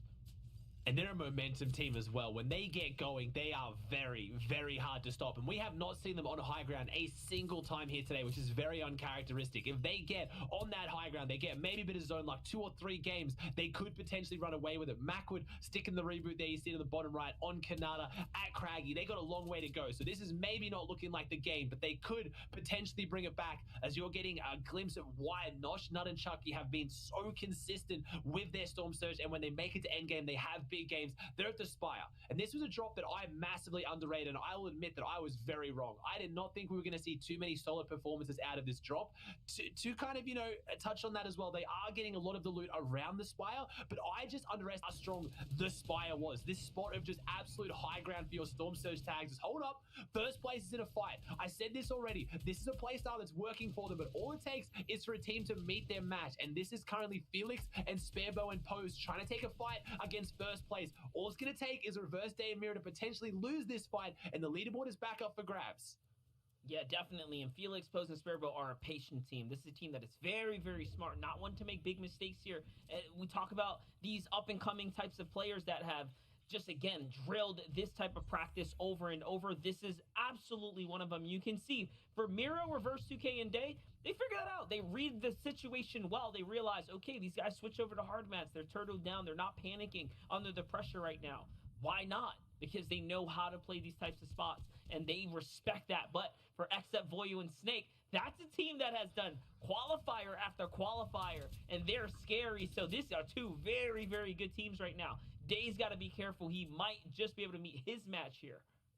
Yeah, 15 below. This is scary. These are the fights that put you on the edge of your seat right now. The pressure is on the champs. They need to win this, and there is damage coming out on Day right now. We're getting our quick stat flying up. Day's trio, 38 elims through 4 games, is a new record in NAs. This team drops eliminations, but could this be the one game where they don't? They are 36 above now. They need more, but the problem is when they were taking their fights before this, there was no other eyes on them. They got to have their free 3v3, and they're going to win that 9 times out of 10. But not only could this be the 10th time, there are multiple teams on this one right now. You see Voil's team, you see Sparebow's team. Day was getting lit up by another team down towards the lake house. Right now, if they take a full-on engagement, they are going to have to play it flawlessly. And I believe they can do it, but this is looking scary now for your first place team. 16 above is not going to hold. And previously, they have not got their long-range Storm Surge tags. These are 2 controller players, notoriously good for fighting, but controller is very difficult for those long-range tags. You don't have that precise dexterity that a mouse gives you, so they need to either take a close range fight and win it, or they got to change something up as they're getting just little bits of tags, Monster. I don't think it's going to be enough. They're going to have to jump in very soon. Yeah, Reverse 2K is actually going to lead that jump in right here, right now. He gets up onto the box here of the crew right just nearby, which is Snake and Company. So already he's looking to see if he can exchange some big shotgun charges here. All he wants to do is hit one major shotgun pump here. If he can just hit the single pump or the body tags like this, that is actually going to be enough to at least give them a little bit of time here. You have to believe Miro's already howling out the comms here. He's letting them know, hey, I found the tag, just stay up. But no, Reverse 2K gets a little bit of his own medicine here. He gets a taste of the pressure from all the other teams, and now the Stink Bows are coming in. This might just be wraps for a first place team now. It's up to Miro pretty much by himself to play defense for Day, as Day needs to heal. They're only a little bit above now. They have to. It is reverse 2K that goes down. It's Except and Voil, who are the other team on the receiving end of Surge. They were trading off Surge on each other, and now Day goes down. It's just Miro with a big 108 pump shot tag around the corner. This is your first place. This is your team running away with the tournament, and they're going to potentially go down here. Voil goes down. He's got the flopper. It's a 1v1. Miro needs to win this. This is so important. It looks like they do close it out, but as a solo, I talked about this. The way they are playing is so confident. It is so dominant, but all it's going to take is one wrong fight that you're forced to take, and that is it now. You are a solo trying to hold on to your lead. Commandment Sense and Edgy will have eyes glued on the feed. They're in second place. They've come second to this team in an FNCS in the past. They've come second to Jack Slacks and Acorn. They do not want to come second here this weekend, and this is their game to jump back up. They need to take it away because Day and Reverse have fallen. Miro is a solo with 73 players alive, and he was only just above Surge Monster. So not only does he have to make this rotate, he needs to get damage on top as a solo. Yeah, definitely. And for Degen, Ages, and Skittles, the team that is just outside of that striking distance as well, they may have never gotten a second to any of these FNCS trio champions, but they have gotten close. They have had their own rise to stardom. They have had their own its and bits of success. So for them, it's about tasting that big stage. It's about making it all the way through there now. So it is anyone's opportunity here. If Miro falls, 40 points is absolutely in the cards here. It's a play that can happen, but again, it is about getting these placement points now. For Miro, he has to stay alive until top 17, and that's roughly a 20-minute game here now. It's a long time. It's a long slog here, and Scented has that legendary assault rifle, the big beams downwind. Only has the green pump, but right now with that assault rifle in the hands of Scented, that is big, big damage. This is one of our triple mouse and keyboard teams. We kind of compare that to our double controller and reverse 2K on the mouse and keyboard at first right now, and they do have different playstyles. Right now, it is in a very, very fantastically balanced state, but the long-range tags definitely go to the way of mouse and keyboard, and that's what this team has. That's why uncontested, they have only struggled for Surge one game so far today, as Cease Tragics are making a pretty uncharacteristic rotate. They've ended up really far away from their original drop of Flush and Hydro Dam after taking down Jack Slacks and Acorn. So we're potentially going to see both our ex-FNCS champions, Miro's team and Jack's team, fall here unless Miro can do something miraculous. If anyone can, it genuinely is Miro. He is one of the best solo clutches I think I've ever seen, not just now, but ever. The way his team plays is quite often at endgame, they have to do it as a solo when one of them falls, but Miro is just looking for anything right now. One mini, one flopper. This is not the best loadout. Yeah, let's not forget, let's take it back to the FNCS Solo Invitational. That was where Miro really started to find his footing inside competitive games. It was then that I actually had the pleasure of interviewing with him. And it was early on. I recognized his skill as a controller player, but he was lacking those IGL skills, lacking the tarping and the extra, fundamental mechanics that you needed to kind of excel. But he's patched that all up. He's done found all that. From then till now, he has grown into such a phenomenal player. He is really now becoming so much more balanced. So you talked about a player that can do it. It is him. He's got the game sense. He's got the knowledge. And now he's got the mechanics to keep up with it. Yeah, he's going to have to put it all together, though. It's literally going to take phenomenal performances on all three levels to be able to get something out of this game. But the longer he holds on for, the better the chances are. Dubs, Mega, and Rokane under the bridge in an interesting position. We see Sprite up above. Don't see Gabe or Tahi in the mix. They might be split off a little bit. I'm not too sure. And these teams need to have big performances. And, of course, Sap, Stretch, and Avery are poised on high ground with the potential to try to get half-half and get that big game. Can they get the 2 victory hours they so sorely have been set up for so far here today? Aspect, Kaz, and Hoofishy around the corner. This is our second last game of the day. This is everyone's last chance to jump back up. Can they make something out of this? As I believe Miro is getting hit with the surge. He's only 7 above. He is somehow holding on. He is somehow still doing this, monster, but I don't think it's going to be enough. Here comes the team. He needs to get at least 2, 3 AR tags to hold on to this one, but he has no more meds in the inventory. He has some builds. He's almost in zone, and 55 above. This might hold. He might secure them even more placements here. If he keeps going, top 17 teams is 3 points. That is massive, and he's 3 teams away. Can he just hold on? I think he can. Remember, that's what I said. If he can break into top 17, that is the sweet spot for him right now. That is the golden place to be right here as a solo. You can't ask for more from someone who lost his teammates early on due to a Storm Surge fight. You cannot ask for any more than that. For now, though, where is this half in, half out going to go? Is he going to land on top of him? Is it going to be a long rotate? Because there's so much there. There it is in top 16 now. For every team that falls here, remember, he gets a little bit more placement. So he makes it that much sweeter for, again, a team that has had to average 9.5 eliminations so far. They are so far ahead of the pack here. They can afford to go ahead and slip up a little bit. But Miro's like, hey, don't even worry about that. We're not falling behind at all here. That zone, though, I mean, Miro, you are an absolute god. You've done it so far, mate, but I don't know. I don't think anyone, I literally do not think a single person could somehow do, I mean, maybe, yeah, it might honestly just be a zipline play and pray, but there'd be so many eyes on them. Miro's going to go through the bridge. He's going to try and tactically play this out, and I love that he's still going for this, but this is not just an opposite half-half. This is a max pull half-half as a solo with no meds, almost below surge, across an absolute chasm. It's literally going over the waterfall. Like, this is the worst position you could possibly be in if you're in first place, but every team that goes down, he gets a point. Can he at least survive maybe for one more team, or can he get some eliminations, because that's 2 on the board, and no, he falls. But well done, Miro. Nothing but massive respect for just holding on and even getting, I think that was at least, 3 or 4 more points he clutched up for his team. That could very much be the difference this weekend. Yeah, definitely. It's an additional 5 points overall that at least Miro gets to squeeze out here in this round of Fortnite. But now, Edgy and Scented have finally found exactly what they were looking for, the eliminations. He has literally now managed to find so many, but it is due to the terrain, the way it all plays out. Like you said, it was the canyon right in front of him. It's such a huge divot there. They all have to rotate all the way around the outer edges. It is so predictable for a player like Scented to play off of. Are we going to see it, though? Are we going to see Scented Commandment on Edgy? These are the kings of low ground, but they are not going to give up a free high ground if it's presented to them. And no, the zone goes across. They don't get the high ground, but that is fine. We know this team, more than any other team, will be fine seeing that. It would have been great to see how they play with a high ground, whether they do have, those multifaceted skill sets and play styles, which I think they would have. Scented and Commandment hit the peppers. I wonder if Edgy has one as well. They're going to hit the long rotate. And like I said, they don't use their peppers for high ground. So Monster touched on it early. They invest them earlier in the game to try to get front side and hold their ulti low. That is why they're so consistent. That's one of the keys to their success. They don't burn them going for big high ground plays. They know if they get front side, they save all the mats, and they have it. As Jamper, Threats, and Rise are on the backside, and it was Stretch, Saf, and Avery that were poised to take high ground. The kings of high ground take it. We have Stretch and Scented, ex-teammates right now. They battled each other off, and Stretch finally gets the zone. He's got zone once today, and he won the game, but Scented, Edgy, Commandment, they get low ground every game and they dominate, and they've now got eight eliminations on the board already, Monster, with 30 players in this, 27 opponents to rack up even more.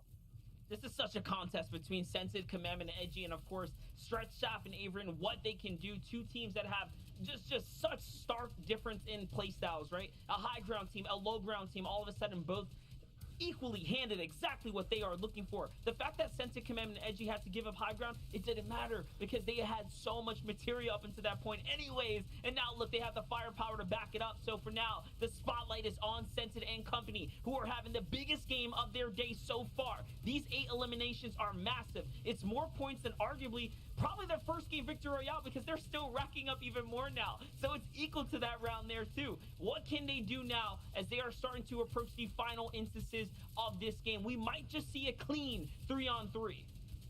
And I don't want to say this is the game that will crown them as the low ground kings. They are the low ground kings, but can you prove why you wear the crown when you're going up against the high ground kings? They are going to be putting down so much pressure. They are going to be spraying for above. They're going to be looking for them, and if they see them in the feed, you know Stretch knows they're down here. This is the team that Stretch plays with when given the opportunity for squads. He knows how they play. He knows their play styles, and more than anything else, Stretch respects them. I'm not going to go as far to say he fears them, but if you're going a high ground versus a low ground team as the final final 3v3. This is the absolute last team you want it to be. So they're going to be trying to condition them. They're going to be trying to weaken them, because if you're on high ground right now, you're playing for the victory royale, and that is everything. And Scented, Commandment, and Edgy are trying to get more eliminations on the board. They're up to 9. We have 6 teams, 15 players. Second last game today. Mega's still in this one. Scope goes down to Niddle. There's other big teams in the feed, but who is going to be able to close this out? Will these mid-ground teams focus the low, or will they go for height? Because I am positive either Scented, Edgy, Commandment, or Stretch, Sap, and Avery is winning this game, but Niddle is absolutely lighting up the feed. Yeah, and you know what? Those mid-ground teams are the ones that are going to be the deciding factor. It's here and now. Where they decide to go will determine how much loot high ground has, and they're actually pressuring high ground with the support of Niddle for a little bit there. Stretch gets tagged up a few times, and now Niddle looks again to high ground. Just these little tags, these little interactions are going to be the difference. This is a free 50 pot. If they don't take any damage here, can they get it? No. Instead, Edgy gets punished here. That might be the deciding difference. Scented goes down 2, and now it's a 2v3 situation. We don't get to see the Cinderella 3-on-3 that we were looking for, but at least they get another second place now, minimal here, coming into this last round. Ozzy, it is all but said and done, right? 3-on-2. Can Commandment pull off one of those ridiculous clutch plays? We've seen them hit so many shots in the past like this. Look at this. They're setting up for the heals. They're not risking anything right now. This is going to be monumental to overcome. A second place is fantastic. We don't want to cast it as if it's done, but this is going to be tough. Again, Stretch respects these opponents more than I would say almost any other team in NA East. He knows if you go down, you could go down. They managed to take Sap out of this. It is not over yet. This is a 2v2. Sap has fallen. We have Commandment and Edgy going up against Stretch and Avery. Can they do it here? They have the harpoon. They're jumping in. If you let them in your box, they will punish you, but they're blocking them out. They're holding them out. Remember, Stretch is on the high ground. This could be the first kill-off game. They take down another team. They take down another player. If you drop onto low, you will be punished. They are the absolute kings of low. But Stretch on the high ground. He finds the flopper. They've dropped the flopper. This could be enough. He had to go out early. They're holding the heels. Stretch might lose this. I don't know how many meds he has. The spray's coming out. Commandment goes down, but he doesn't get the siphon. This is such an important engagement. And Edgy jumps out to the side. NRG on liquid. Edgy wins it from the low ground. I said it. They don't need to win the crown. They already have the mantle. They have the title, but they just proved to you as the viewers at home why they are the undisputed low ground kings.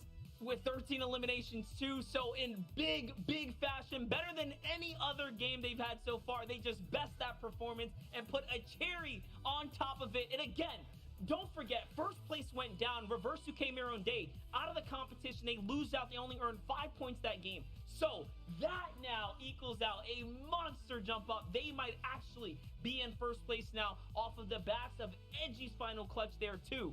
So that was a big game. That was the clutch that we're looking for, and this is why NA East never fails to disappoint. We're going to toss it over to the desk, though. We got to share this excitement with Zeke, Vivid, and Adam here. Tell me what you got, guys.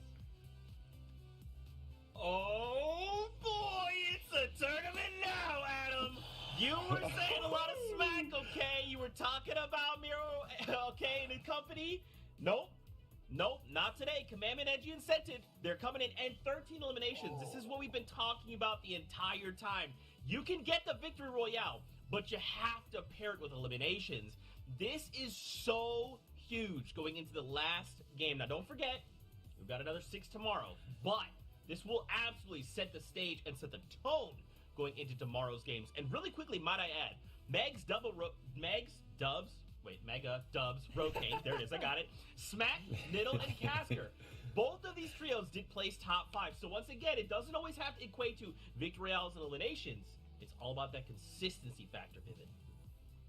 Oh man, consistency indeed. The low ground of victory royale, the clutch, the 2v3 situation. Staff dropping down, maybe a little bit premature there, and Edgy and Commandment absolutely run with that window that he ended up giving them.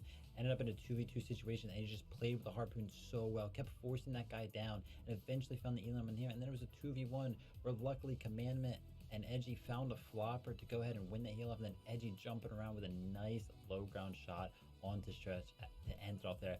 Beautiful clutch. for someone who is consistently picking floppers when it comes to their trios of choice, Vivids are on the money now. Like, I can't believe it. He's done the business.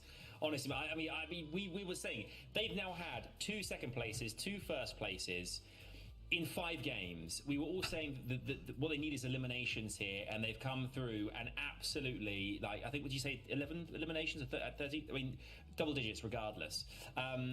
It was absolutely amazing to watch happen. I mean, if you'd asked me before the game had started what would be the worst case scenario for Reverse's trio, it would have been 2 of the top trios in the top 4 there, Safs and Commandments going head to head and having that kind of finale is just, I can't really believe it. I mean, what it does for you guys watching at home, for us here on the analyst desk and for the casters too, is it just hypes up just how amazing this finals is and how great tomorrow is going to be as well. I mean, you couldn't ask for better. You couldn't ask for better. Absolutely. Now, gentlemen, there's a trio that is also performing quite well, that's flying under our radar. Vivid, why don't you talk to us about this trio?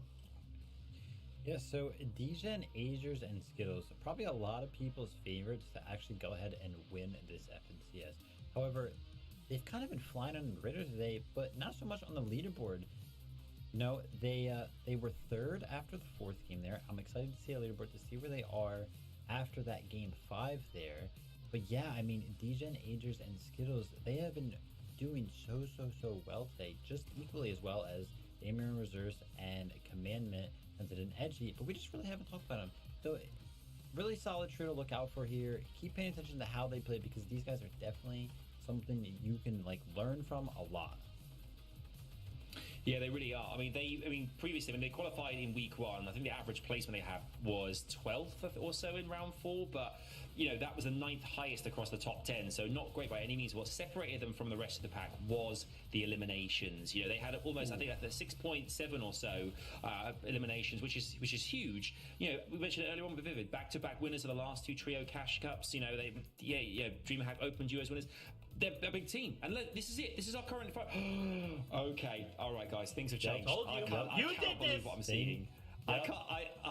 Commandment centered Edgy go into the lead in first position after game 5, 117 place points, 33 eliminations, 2 victory rounds, 183 points. They currently lead by 9 points over Day, Miro, and the Reverses. I mean, those 2 are out in front right now by about 30 points or so, but boy, oh boy, is it heating up now, and the pressure is on Day, Miro, and Reverse there. They cannot drop the ball. This is huge, Vivid.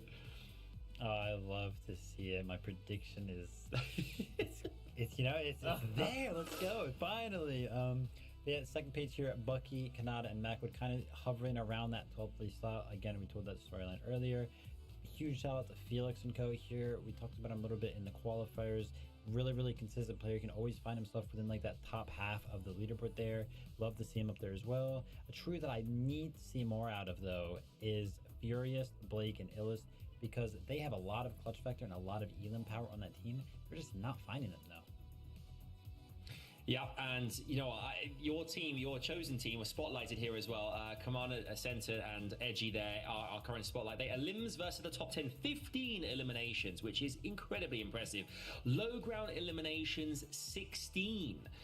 They've set records before their low ground eliminations, and 16 to date alone. Average low ground placement of 10.4. And time with that teammate, only 44 seconds. Consider what you've seen this evening, today, the amount of time spent in game, only 44 seconds away from an opponent. We've been bantering back and forth all season, Vivid and I, about our teams and who we're choosing. The fact that our top 2 chosen ones are duking it out head to head, you couldn't have asked for better. I'm loving this. Absolutely. And now you guys understand why they have a feud, but the more important thing at the moment is game number 6. The last chance before we know the final standings go into tomorrow's games. It is time. We're doing this one last time for NA East today. So Aussie Antics Monster D-Face, back over to you, gentlemen. And there you guys have it. The stage has been set, and now we get to jump into game number 6 here for the day 1 of the NA East Finals here. Monster D-Face, Aussie Antics been calling the action all day long, but Scented, Edgy, and Commandment have been the spotlight trio for good reason. 2 victories already out of the 5 games we've casted over Aussie. And listen, they just did something ridiculous to a team that should not have given that one away. There's not a team that will you see come into endgame like a Sap, Stretch, and Avery, and then lose that, right? With all the advantage that they had there. It's just not something that vets like that end up doing very often. And I've got to say it as well, it is down to centered edgy command. We like to focus on the positives here on the highlight. We like to focus on the wins, and I don't want to take that away. Stretch, Sap, and Avery, they had everything right. They played it well right to the very end. Stretch went back for the heel off, and it came down to just how good centered edgy commandmen are. We use this term a lot. I throw it around a lot. They are just different. They are on another level. Their consistency right now is ridiculous. They went down to Surge a single game in 18th place. Other than that, they have a second, first. This is grand finals. This is finals weekend. This is the biggest game, and they managed to get that consistent. That is insane. I would press you to try to do that in even arena, a cash cup, but they're doing it in finals. That is insane, and they get a decent zone again for them. It's on Missy Meadows. They are poised to run away with this. Remember, if you guys don't follow competitive Fortnite at all, they have been the runner-up twice. They have come second in the last 2 FNCSs in a row. They want to take this win. I talked about it at the start of the show. Centered is the hardest worker in the scene, hands down. He deserves this, and I don't think I could find anyone that disagrees with me. But we do have Damir and Reverse on their heels. This is the battle of consistent placement versus eliminations right now. But you know what? Ozzy, listen, the placements coming out of Damir and Reverse 2K, we put all this highlight onto their elims. I think people just forget that they have a 5th, a 3rd, a 6th, a 4th, and then equally same issue that Commandment, Sense, and Edgy had. One bad Storm Surge game, which was the previous game, rounds out their 16th place. So, all things considering, they are very much on the same exact warpath. High ending games, very solid placement points overall, and literally one game that they both have had just a difficult Surge situation play out for them is what separates them on their, 9 points right now. So, again, Victory Royales, though, highly favoring Commandment, Sense, and Edgy. So that just puts them a cut above the rest on a lot of different levels. But my gosh, talk about close competition just to kick it off here for the first 5 rounds. It's just the caliber of the teams on NA East. They really, I say obviously Centered Edgy Commanders teams on another level. They're all on different levels. There's just a few teams right now that are running away with this. I had them, and again, you guys don't have to blame me at home if you don't want to. I had Centered Edgy Commandment in my prediction, and I was like, no, I don't want to agree with Vivid again. I want to spice it up. I want to make it exciting for the broadcast. Basically, right? Acorn, and now they're there because we talked about it. All of us, as casters, analysts, said this at the start of the team. We literally all said the same thing. Can I please just pick 5 teams? Because there's so many teams in this region that are just so insane and could do it on the day. And remember, there's day 2 still to go. We've had Jack, Slacks, and Acorn fall off a little bit. We've had Kanata, Macwood, and Bucky fall off a little bit. DJ and Ages, Skittles are still up there. Saf, Stretch, and Avery. There's other big teams poised to take this. But right now, Day's team and Centered's team are playing so ridiculous that when you highlight one, it naturally makes the other one to fall into the shadow. But they are both playing some of the best Fortnite we have ever seen.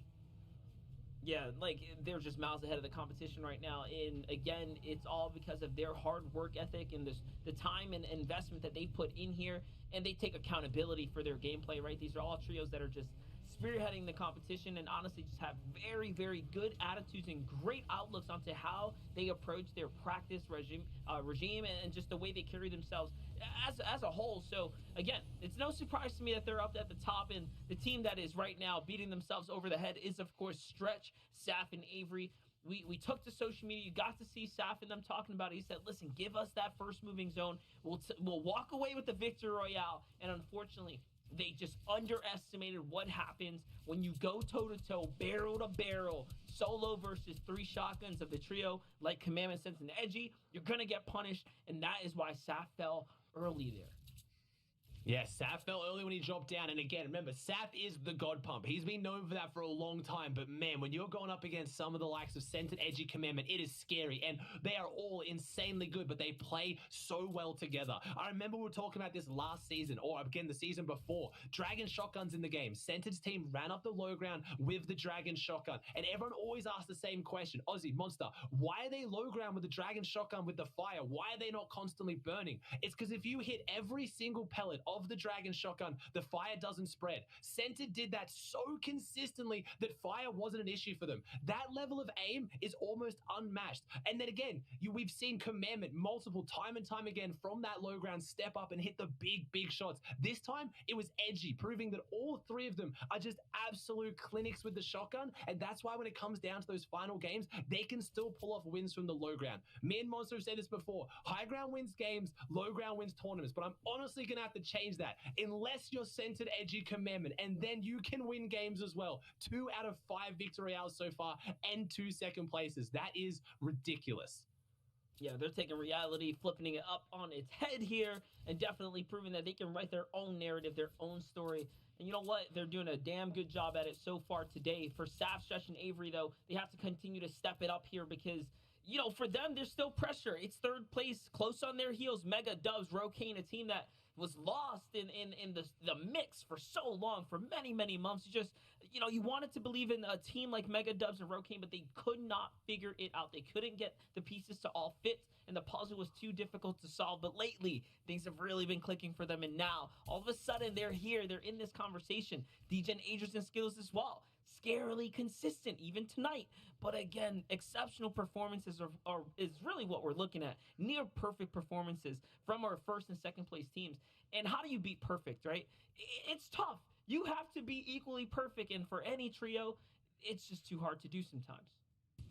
And we also got to kind of spark up that conversation. A lot of people in the community, you know, questioning the new format changes where top 3 from last finals go straight through into this finals. Or I want to practice, I want to play the weeks. Centered Edgy Commandment have not played a single game of FNCS until now, and they have come out with, as Monster just said perfectly, pure perfection. Damir and Reverse, they qualified in week 2. So they got to play week 1, and then they won it in week 2, and that's why they're here as well. They came top 3. So both those teams losing out on almost all FNCS this season, or at least half of it, and still showing up with huge performances. The preparation is done, the work is there, and that's why this new format is so exciting. You're rewarded for previous season's performances. It doesn't mean you can't show up big next season. Same thing as well. Look over at EU right now. We have Hen, Janice, and Chapix in second place by 1 point. They came first in last finals. They made it straight through as well. These teams are on another level, and they're being rewarded for that, and they're showing why.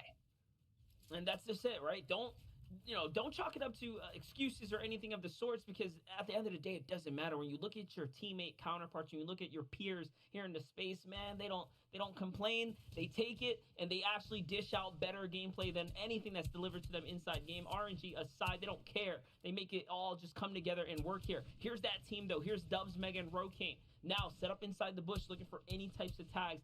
This is that trio that, again, can all of a sudden now is back inside our conversation, showing us, proving to us, don't forget about them, right? Keep them inside this storyline here, because in a 2-day format, anything can happen. This is another big fight that we've seen unfold multiple times here for this team of Tetro. They have been clashed on this mountain by different trios round after round. At one point, it was Reverse UK and company. Now it's Dubs and Mega. There's no easy picks here. We have lost 1 player. Sorry, now 2. Whoa, calm down. NAE, slow it down. You're getting way too aggressive here. We now have 97 players alive. Like, whoa, guys, come on. This is FNCS. It's not arena. You guys need to, like, what is this region? It's game 6. Like, I know there's 12 games. I know you've got time to bring it back, but NA East, you've got to start putting your foot on the gas a little bit. Some of these players need to start taking engagements. They need to get active. They need to start fighting, because we've lost 3 players and second zone is coming in. There's the surge warning. We're going to have to lose 24 players within the next minute 45. Otherwise, it's going to start ticking, and there's no way that happens. NA East is playing as, like you said, Monster, old NA East did best. Real safe, real placement warriors, but they need to start getting active if they want to jump up. There's a reason why Reverse 2K Daymir are up there. They're taking those mid-game fights, and they're winning them. And it's really ironic to me, because the practicing is truly slowing down this season with Zayd's departure.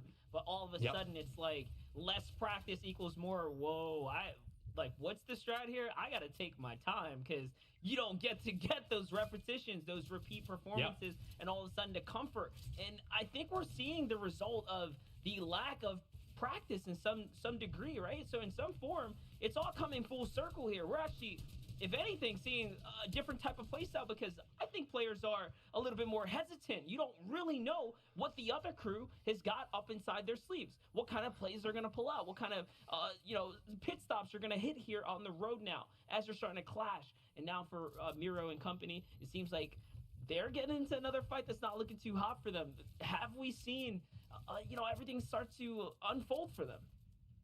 I think it's also just a kind of addition of the unknown. They don't really know who the teams are around them. They don't know how they rotate. They don't know how they fight or where they move. When we obviously go back before previous seasons, it has been day after day, hours after hours, grinded in the scrims. They know who's near them. They know where they're going. They know how they move, how they fight. They just don't have that. So you kind of got to be a little bit, more careful as well. I wouldn't say they're playing scared. They're just trying to play safer to feel it out. But when you have the confidence of Day, Miro, and Reverse, I mean, if you've ever watched Day stream or play a tournament, even Miro as well, and now Reverse with that recent kind of, calling out of other players, they don't care who it is. They know they're better, and they will back it up when it comes down to it. But they are 115 below, and we're potentially seeing the same thing that happened last game. They're running into multiple teams. This is not a 3v3. There's multiple teams here, and they could potentially be going down to Surge again. Censored Edgy Commandment could potentially be running away with this unless Miro and Reverse can bring this back.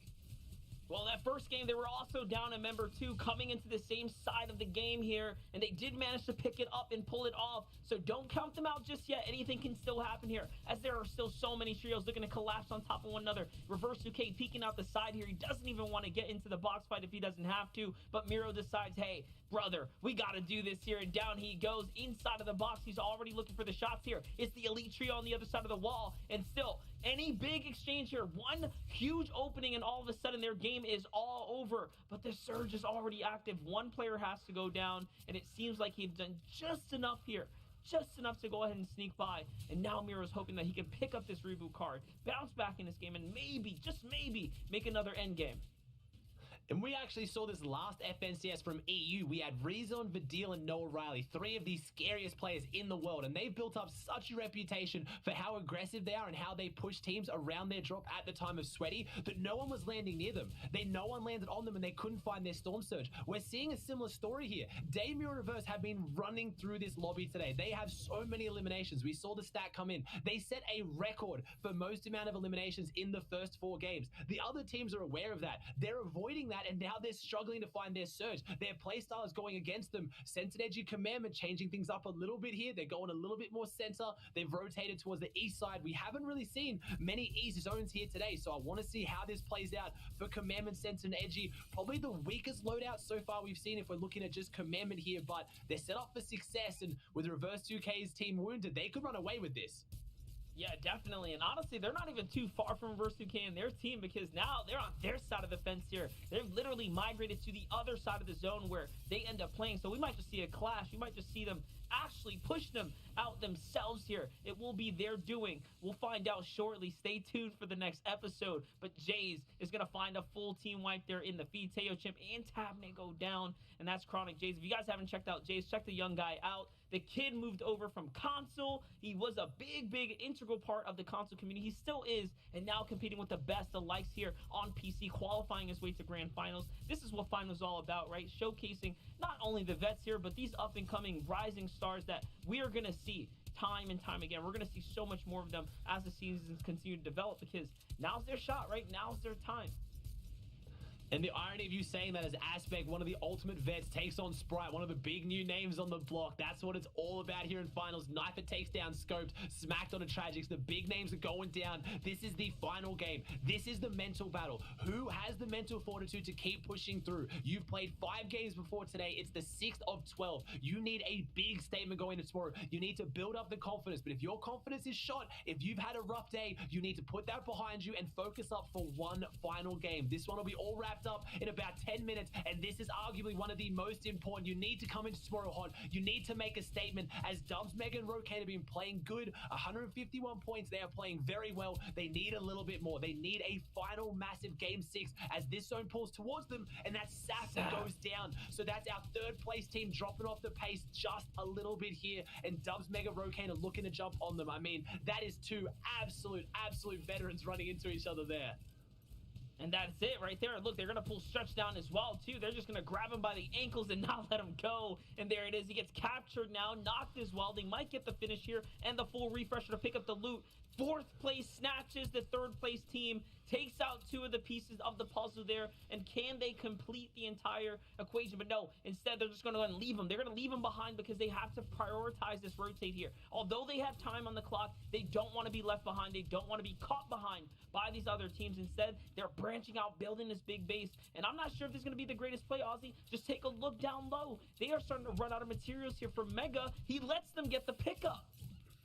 Yeah, the material scares me a little bit here, and getting the pickup there was a bit of an interesting one. They do have, I was going to say they have the harpoon, but Dubs takes it. He gets the bow headshot taken off there. Jack takes a big shot back. This is Jack, Slacks, and Acorn. They're a team. They smell blood in the water. They are pushing forward. Dubs gets the pickup. They are making them pay. You do not let someone like this into your box after they get the knock, and this is not going to go well. Monster, you called it there, showing the experience there on the cast. That was an interesting play. It could have worked out well for them, but it definitely does not. And this is a big game here for Jack, Slacks, and Acorn, our ex-FNCS champs. They dropped off the pace. They're down in 9th. They need one big game. If they're inside the top 5 going into tomorrow, there is a very good chance they can bring it back. They need to have that huge Game 6 statement because Commandment Centered Edgy, they're up. They're looking healthy. Last time we tuned in, Miro and Reverse were trying to clutch it up for Day, who went down. The teams are still here to play, and you need to have that much bigger of a game to catch up, and this is how you do it. Get in. These are the fights I've been asking to see from this team. They made a name for themselves on early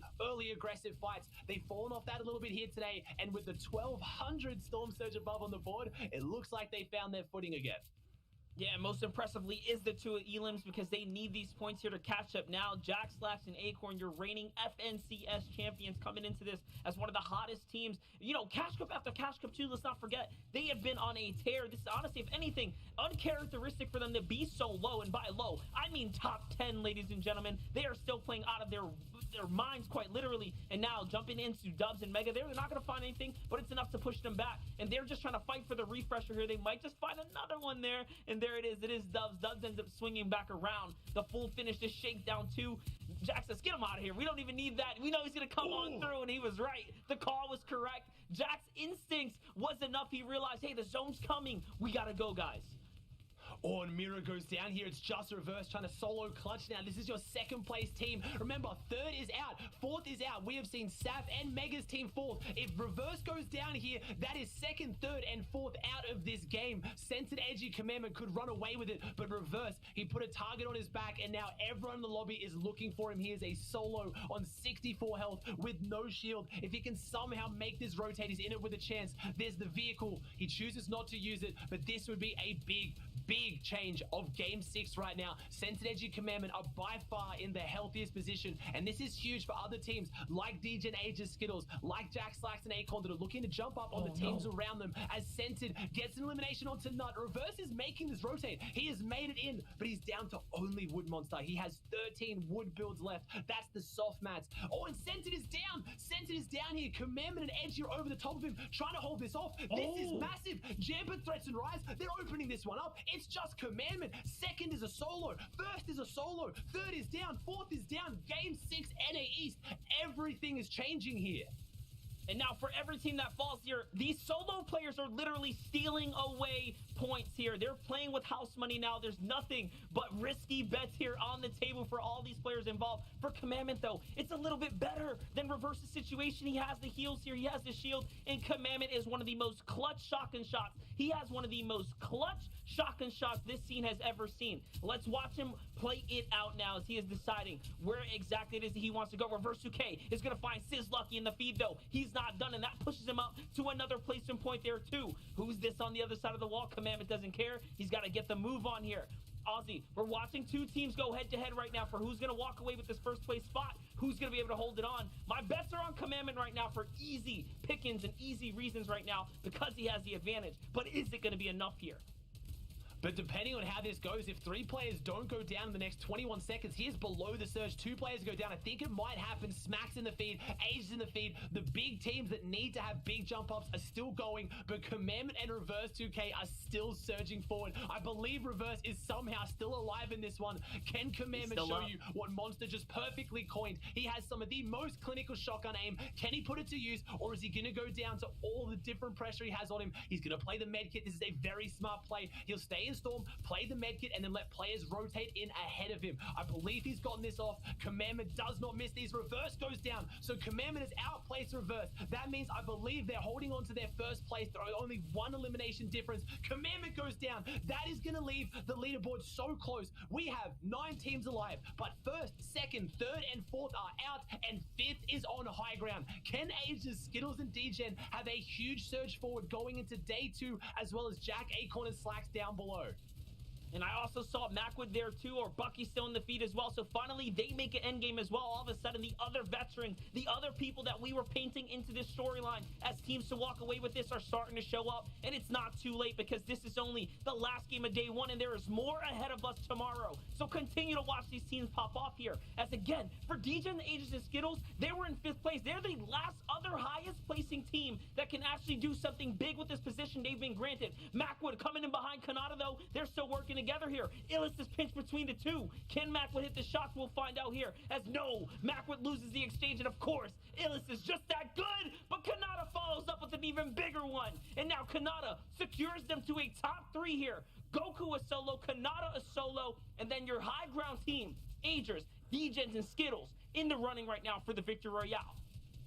Can Kanata survive this? Can he try to get around the outside? Kanata's looking like he might find Goku. There it is. He gets the 2nd place. It would be monumental effort to take out the Victory Royale here. And no, Ages, DGen, Skittles, they descend onto Kanata. They get the 9 elimination Victory Royale. They were your 5th place team, and 1st through the 4th fell very, very early. That is a huge surge up for them, showing that no matter how far anyone is ahead in NA East, we were just talking about at the start of that round, it is so close. There are so many big teams.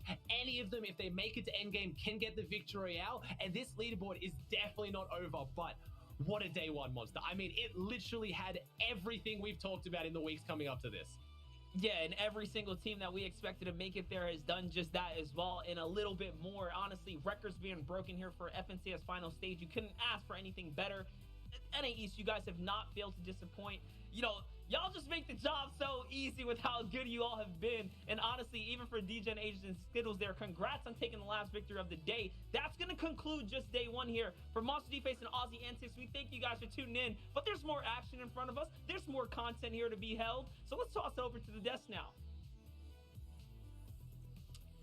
My goodness, a fantastic close to NAE. 6 games complete right then and there. I mean, look, Vivid, it's crazy. You were like, hey, you know, after game 5, you know who we should talk about?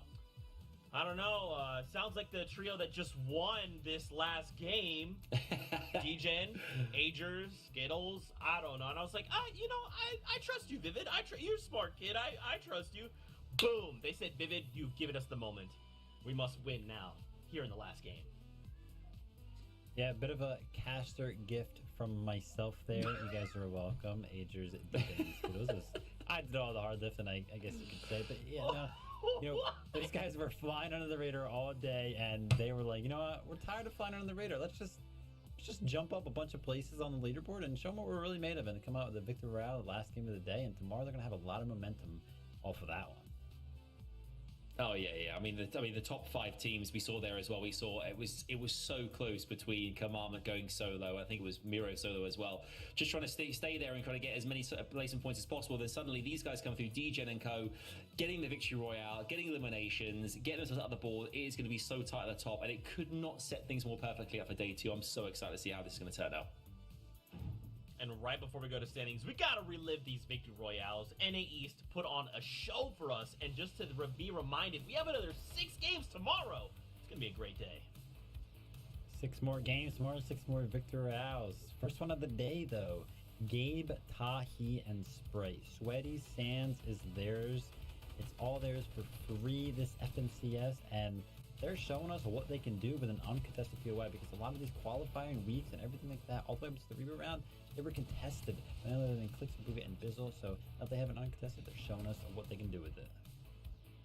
Yeah, we saw there was a lot of Tahi. Obviously, those Commandment and Co came second in that first game. Then they got their victory royale in game number 2. So already a big start there, but it was whether or not they can get any more eliminations. Then we suddenly saw Saf's trio, Nuts trio, getting great final game plays as well. I mean, that Saf clutch win as well. The clutch, I think they got the victory royale in game number 3. I mean, the thing is, all these teams in the top 5 at this point have all managed in some capacity to get to the top 1 or 2 positions, regardless of eliminations, and have that consistency we keep talking about. Consistency is everything. We can see again, Commandment again, the team stepping back up again with all these eliminations. Look at this. This is insane. 14, I think I can count on the board here. Oh, no, 12 even. My maths. I'm leaving the maths to you, Vivid. You're the guy with the abacus. You do the deals. Okay, but Aegis, DGen as well as Skittles, we love seeing these guys. I mean, we mentioned them loads as well. Top teams delivering top Fortnite. NAE is looking big. Day 2 is going to be massive. Yeah, and at the end of the day, none other than Commandment, Scented, and Edgy on top. My prediction, obviously, 201 points, Here we go. 2 victory royales, 35 elims, and a plethora of placement points, 131, 15 more points than the second best placement point team there, DGen, Aegis, and Skittles. Really good day out of Commandment, Scented, and Edgy. Glad that they stayed consistent, and they ended up picking up a lot more elims towards the second half of the day. I know, 11 points differentiate between the first and third place, but look as well, 4th through to 7th there as well. Two teams, 153, 155, 162. We're talking, 9 points between 4th through 7th as well. So it's incredibly tight there in the middle of the top 10. And I think tomorrow, seeing how these teams are coming out, it's so good to see Commandment's trio as well with the 200 points, hitting the 200 mark in day number 1. I mean, think about, we saw earlier on, I think that the top score, I think, in the Middle East region was like 370 or so. So you think about, like, they could easily get to 400 if they play well again tomorrow, which I think they're going to. They just feel like they're on a great run right now, and I cannot see this going anywhere else but up for these guys. Yeah, I can't believe the top 3 trios there had at least 190 points each. That's a lot of points. But yeah, Bucky, Kanata, and Mac would end the day on 11. Man, I tell you what, if they come out tomorrow and do well and secure another top 3 after being, down past the top 10 after day 1, that would be something to see. But something to see would be Furious, Blake, and Illis. I talked a little bit about it before, but Furious and Illis, 2 of the best controller players. They're so good at finding those eliminations. I cannot believe that trio as a whole doesn't have more eliminations, because those 2 guys are talented. Hopefully they can fix up whatever's going wrong from day 1 and come into day 2 a lot better. Yeah, Boys, I think we we'll can see. all agree that tomorrow is going to be absolutely massive. Day number 1 could often be kind of like the starter, the kind of like the beginning of an adventure. Day number 2 is where it really happens. Today, day number 1, it kicked off big time with aplomb. It was huge, and tomorrow, day 2, the sequel, man, it's going to be even better. I can feel it. It's going to be even better.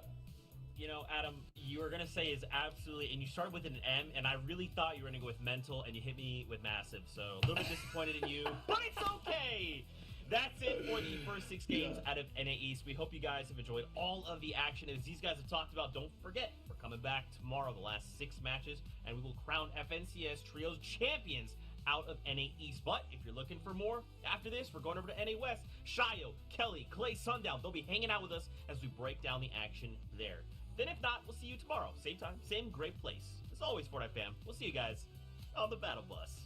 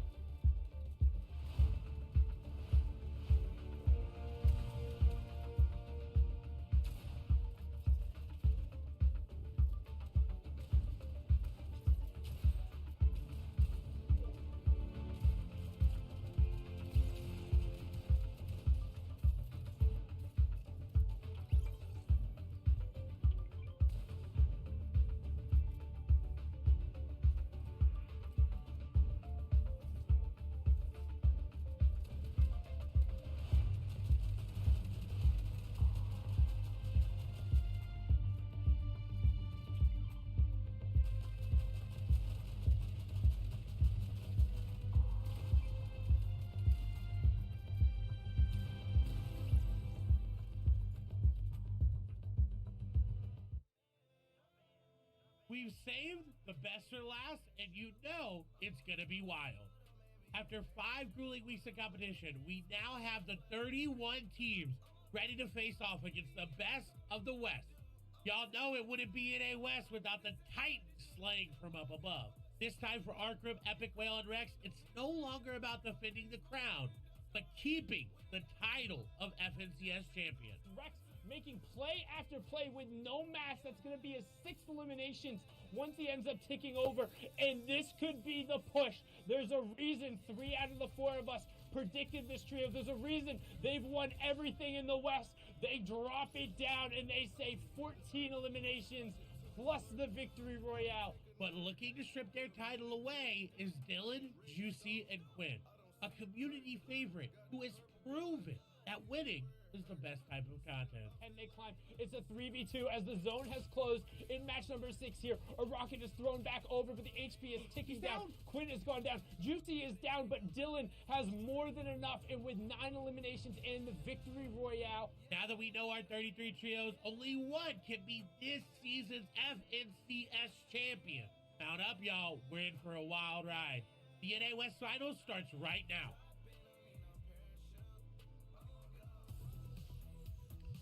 Howdy, Fortnite fam. Welcome to the NA West FNCS Finals. It's your boy, Zekimus Prime. We just got done with Europe, NA East, and now we're going to end the day here in NA West. We've got 6 matches ahead of us, and who better to bring along the journey than Shy Wager and Kelly Link? It's your favorite duo ever. That's right, my friends. This is it. We've made I've been waiting for this all year, honestly. I'm not even overreacting. All year. Zeke. This is Not the even last region, FNCS. the weekend. Not even, I was seeing into the future for this one in the summer. I feel like it's going to be a big one.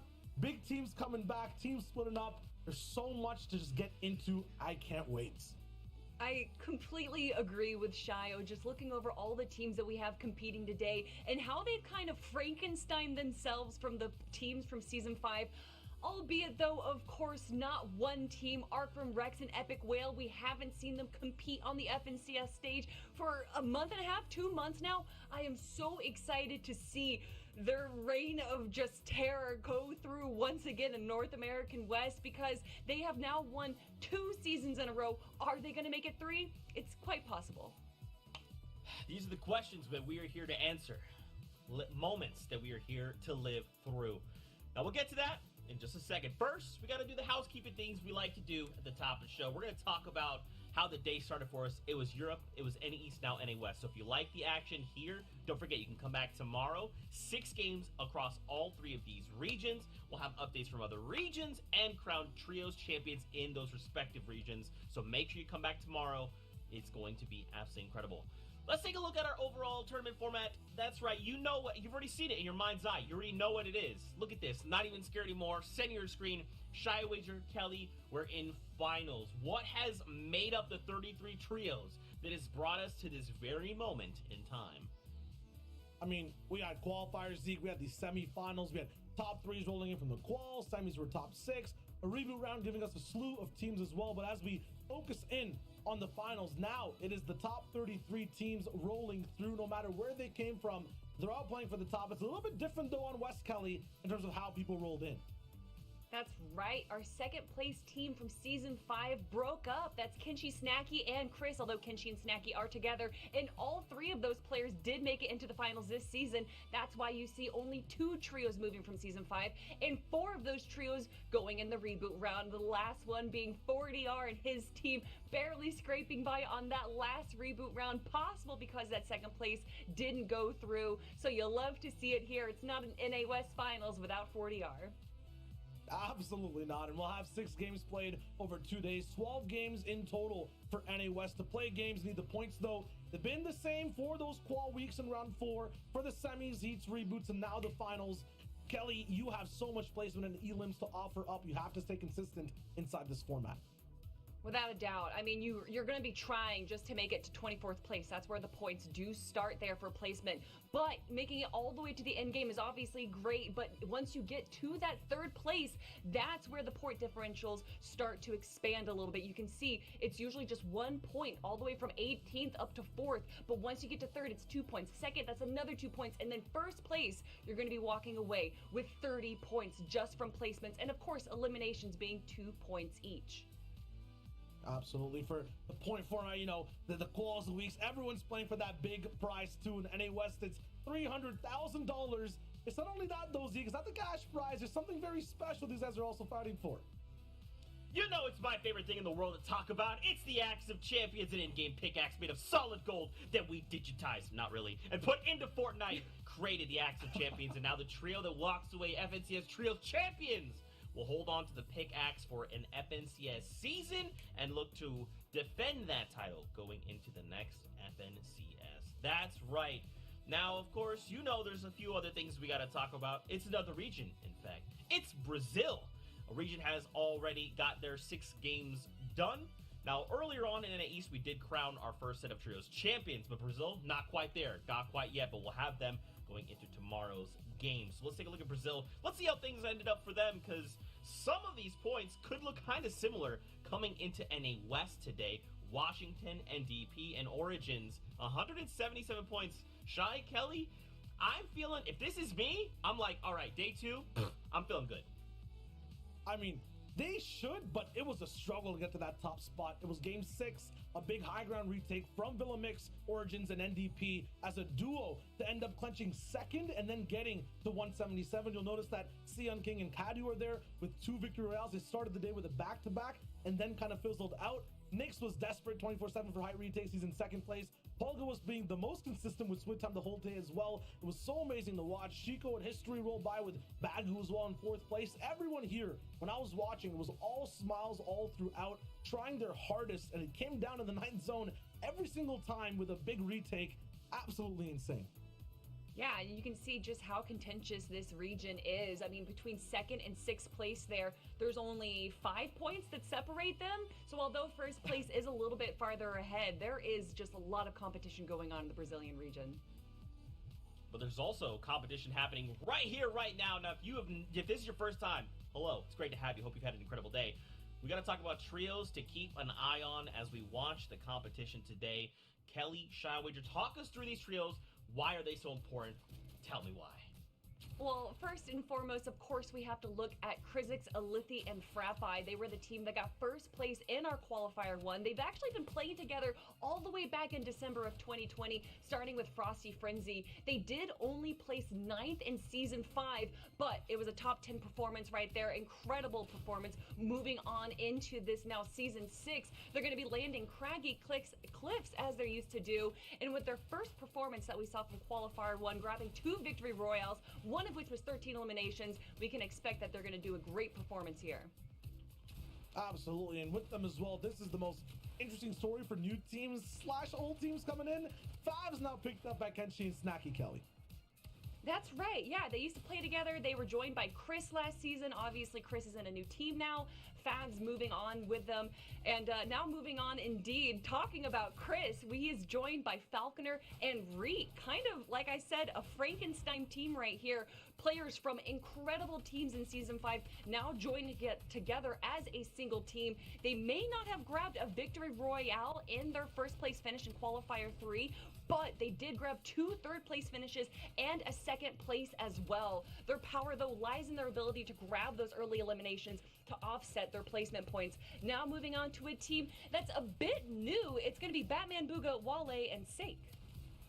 Yeah, I feel like this team has become fan favorites for us on the desk to watch week after week. The way Batman, Booga, Wale just roll in nonchalantly in every situation and pop off. It's absolutely amazing. I'm excited to see exactly how they play today. For this trio right here, the Luis, Caesar, and Vanillas, I would call these guys the clutch squad of NA West. You find Caesar in so many end games as a solo randomly getting these clutch placement points, or even sometimes winning up the game when Hyde is fighting out. They should definitely be a trio on everyone's radar. Yeah, they got 3 victory royales in heat number 2, and for me, they're kind of the hit or miss team. When they didn't get a victory royale, they were getting like 24th place, but even when they got 24th place. They walked away with 6 eliminations. That's 12 points right there. They don't need placement points when they're getting those eliminations. And now moving on to Jaden, Heaven, and Nico there going to be landing on Kami split. Speaking of hit or miss, the performance in Heat 3, they had a first, second, and third place finish, but then they also had a 17th, 20th, and 29th finish. So I'm excited to see how that's really going to translate here in the finals. I don't know if that's going to do so well with these great teams that they haven't been able to face, but the last team, Shio, of the day. Yeah, 40-yard calls, and Adam, we're talking about hit or miss. I mean, these guys are rolling in, definitely hitting finally in that last reboot round game. I feel like there's a lot of strengths here in NA West for some teams who are finally getting things together. But I wonder, though, whether it's off the drop on the map or anywhere in between. I mean, we can show you right now where the real problems and good things start. I mean, I'll dive right in. I'm looking at Sweaty Sands to start things off. We haven't seen this team play in so long. It's Arkham, Rex, and Epic Wheel. They're going to be rolling in, ready to go from one of the strongest spots on the map, Kelly. Yeah, but then you also have to look at the teams that they're going to be facing. Over in Bunny Burbs, you have Trashy, you have Favs' team that's going to be at the Spire. So whatever rotation, whatever zone they have, if it's not a hard West zone, they're going to have to be going up against some pretty big teams. Yeah, the relationship between Boney and Sweaty, it's always basically a fight to see which team can push into Pleasant all the way up top, or which team can push into the downside of Holly to see exactly where they can get Surge. Past that as well, though, one big team I want to highlight, it's kind of the other side of the map, is Caddy Corner, Godku's team, one of my favorites coming in inside the season. Although a little bit late in terms of getting their stuff and structure together, they have peppers, they have speed, they have absolute aggression coming into these finals, and I'm excited to see exactly who they can upset on the way to the top. I mean, there are just so many important POIs to talk about. We could probably spend the entire intro going over this. But for me, I'm looking at Quinn's team, and that's going to be over here in Steamy Stacks. While I'm really bad at drawing circles, Shio, I'm quite impressed with how you're able to do it. I got you. Steamy Stacks. Oh, there we go. Way better circle right there. Quinn's trio right here. They're going to have Bluzrose and Jotter's trio that's going to be near them just a little bit to the west, as well as a Lithy's trio that's going to be in Craggy Cliffs, potentially contested by Venor. So there's going to be a lot of action going on in the north side of the map here. Honestly, though, it kind of just looks like there's going to be action everywhere, Shio. Everywhere from the outside in, people are just going to be pushing towards the center of the island. It's going to get really crazy, especially for NA West. The big last focus too is who controls the Spire. It's been one of the spots where you get a lot of, a Storm Surge damage, which is very important in the finals. I'm not sure exactly which trios rise to it. It's not always the ones that drop there, but lots of stuff to think about for NA West in general. I'm excited personally, whether it's off the drop, mid-game, or end-game, where, the real beef starts to start. But I feel like Sweaty, Caddy Corner, and then, as you mentioned, Kelly, Boney Burbs, and Steamy Stacks to be those 4 POIs we really zoom in with, because they have the top contenders that we think will come first, second, third, and fourth. Now the question becomes, though, which one you think will be number 1? The trios champions. Should I wager? Okay. Well, guess what? It's time for predictions. That's right. We got to talk through which trios we think will walk away the new champions, perhaps defending champions. Now, okay. All right. Okay. So Clay, Kelly, and Shio. All right. They all have the same point. Okay. So I'll tell you what, Kelly. You tell me why you think Arkham, Rex, and Epic Whale will walk away the 3-time defending champions. Shio, you tell me why you think Sundown went with Quinn, Juicy, and Dylan. Well, you said it right there, Zeke. You said it right there. Is that going to be... I'm so sorry. Kelly, go for it. I'm excited. It's all you. No. Zeke, you said it right there. They're the 2-time champ, potentially 3-time champ right now. Clearly, they are the team to beat. They are the beasts of NA West. From Season 4, they won by 100 points. Season 5, they won by 50 points. So maybe that means in Season 6, they'll win only by 25 points, by having an uncontested Sweaty Sands, being this undefeatable team. I think that's why you're seeing their name 3 times on the screen. Yeah, they definitely feel like they don't belong inside the region. They play such a different type of game, but I like the fact that you bring up history, Kelly, because in Season 5, Quinn, Juicy, and Dylan, on day 1 of the competition, rolled in with phenomenal results. They actually ended up outpointing Arkham Rex and Epic Whale. They had better average placement, it looks like, throughout the entire day. They were almost even 10 points ahead. I believe it was 5 in total for Quinn, Juicy, and Dylan on that first day. If they can repeat that performance, I feel like they have, you know, with alongside Sundown as well. I feel like, you know, it's kind of a toss-up between the two teams. I lean on the Arkham side, but I see where Sundown's coming from. They have a very good chance to upset, be better than last season. They are, with alongside Sundown as well. I feel like, you know, it's kind of a lot of other cash cups rolling in as well. Having confidence, and they had that day 1 of experience. Zeke, it's a 2-day game though, so they have to be able to play that way over 2 days, or it might be a repeat of last season. You know, I think for them, especially forming last season and then making it into that top 3 spot, they have the experience, but I think kind of not being able to play and then having to kind of hold and meet us here in finals, I'm curious to see if they have like that adaptability factor, right? Because for like Arkham, Epic Well, and Rex, like they have the 2 times back-to-back. There's no doubt in my mind they're going to do really well. Now, can they go for the 3-time back-to-back? I mean, first time ever in FNCS history. Like, I'm down. That's a 6 storyline. But Shyway, I think you had something to add to this. Yeah, I mean, when you're rolling in, they definitely have a lot of expectations. We saw, though, the top 3 teams from all other Why does this regions man have to be across so the fucking world cringy? perform, regardless if they got their new... Oh, gold. 3 wins in a row at FCS. Oh, what a storyline. I'd like to be Wait, part of Quinn, that. Juicy, Like, and Dylan, bro, chill. Like, you're confident in calm them the fuck over down. Arkham Rex and Epic Please. Whale? Did I confident read? in the take. I'm confident. I don't know what's going on. My heart's changing. Potentially. I'm not sure. So, you know, looking at the tournaments that's recently happened, obviously it's a little difficult to see the teams that placed in Season 5 for the top 3 because we haven't been able to see them on the FNCS stage. We haven't seen them in set lobbies. Yes, there's cash cups and everything, but we don't really get to see them in the same performance. So, I don't know. I really don't know. It's going to be exciting to see. Obviously, like within the first 2 games, we're going to understand if Quinn and Dylan are going to have a good That's the thing. performance. But Arkham Rex and Epic People Whale, that just in started playing the game are conjunction getting with used to it faster than just people won before a because tournament people yesterday. They won the played for typical longer gamer and got tournament used to or so many gamer cup. things. So like I was just saying that these tournaments aren't the same, but Arkham Rex and Epic Whale, even when they're not on the FNCS stage, are still grabbing those first place wins. Calm I down. mean, when you're a trio that has that much Grabbing stopping those first power, place it's wins. very hard to deal with. But we'll have to see how our 33 or 32 other trios deal with this one trio. And maybe they will walk away the 3-time FNCS Trios champions. We'll have to see. But for now, it is time to kick off the competition. We've got Clay and Sundown. They are standing by. They'll be our eyes in the sky. So, gentlemen, say hello. Thank you so much, Zeke, Shio, and Kelly. And what's good, Fortnite family? Thank you so much What's for being good, here. Fortnite fam? Sundown. What is this Fantastic. man? Always Clay Stelling. Holy Close fuck. out the day. We have seen all of the other I'm sorry, regions but wrap this up man at is a least one blob. day, with also crowning over our champions in the Middle East. We got a sneak peek of that gameplay during the break. And I mean, Gameplay. Clay, how you doing today? The action's been phenomenal. It has. I tried to just get some prep done here for NA West, but I found myself just constantly engaged with the action every single region of every single match. I just wanted to watch it and break it down there. So I did end up getting that study in, of course, because, you know, NA West is where I think we saved the best for last. Obviously, you know, shout out myself with the promo video, but NA West I'm is fucking excited. trash. What are you But saying, we bud? gotta break it down for a little bit. You picked somebody different, Cam, than the rest of us. So why?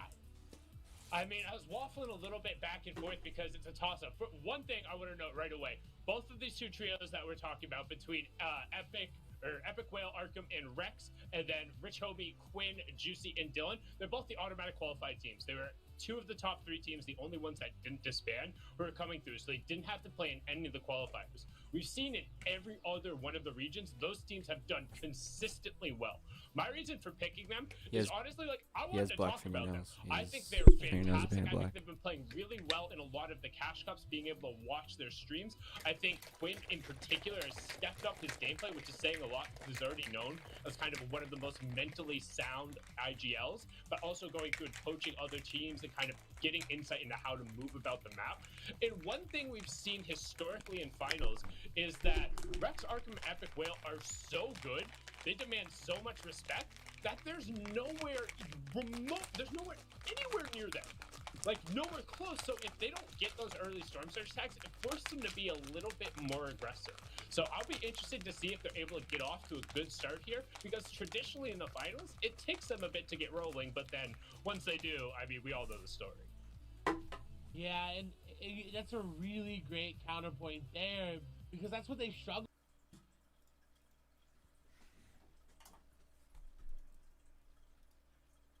Number 2, they adapted really, really well and just absolutely dominant performances. So, of course, we can fathom about all this all that we want, but it's really a toss-up. There's so many trios that could do it. There's some that are getting their first time here in the FNCS finals stage.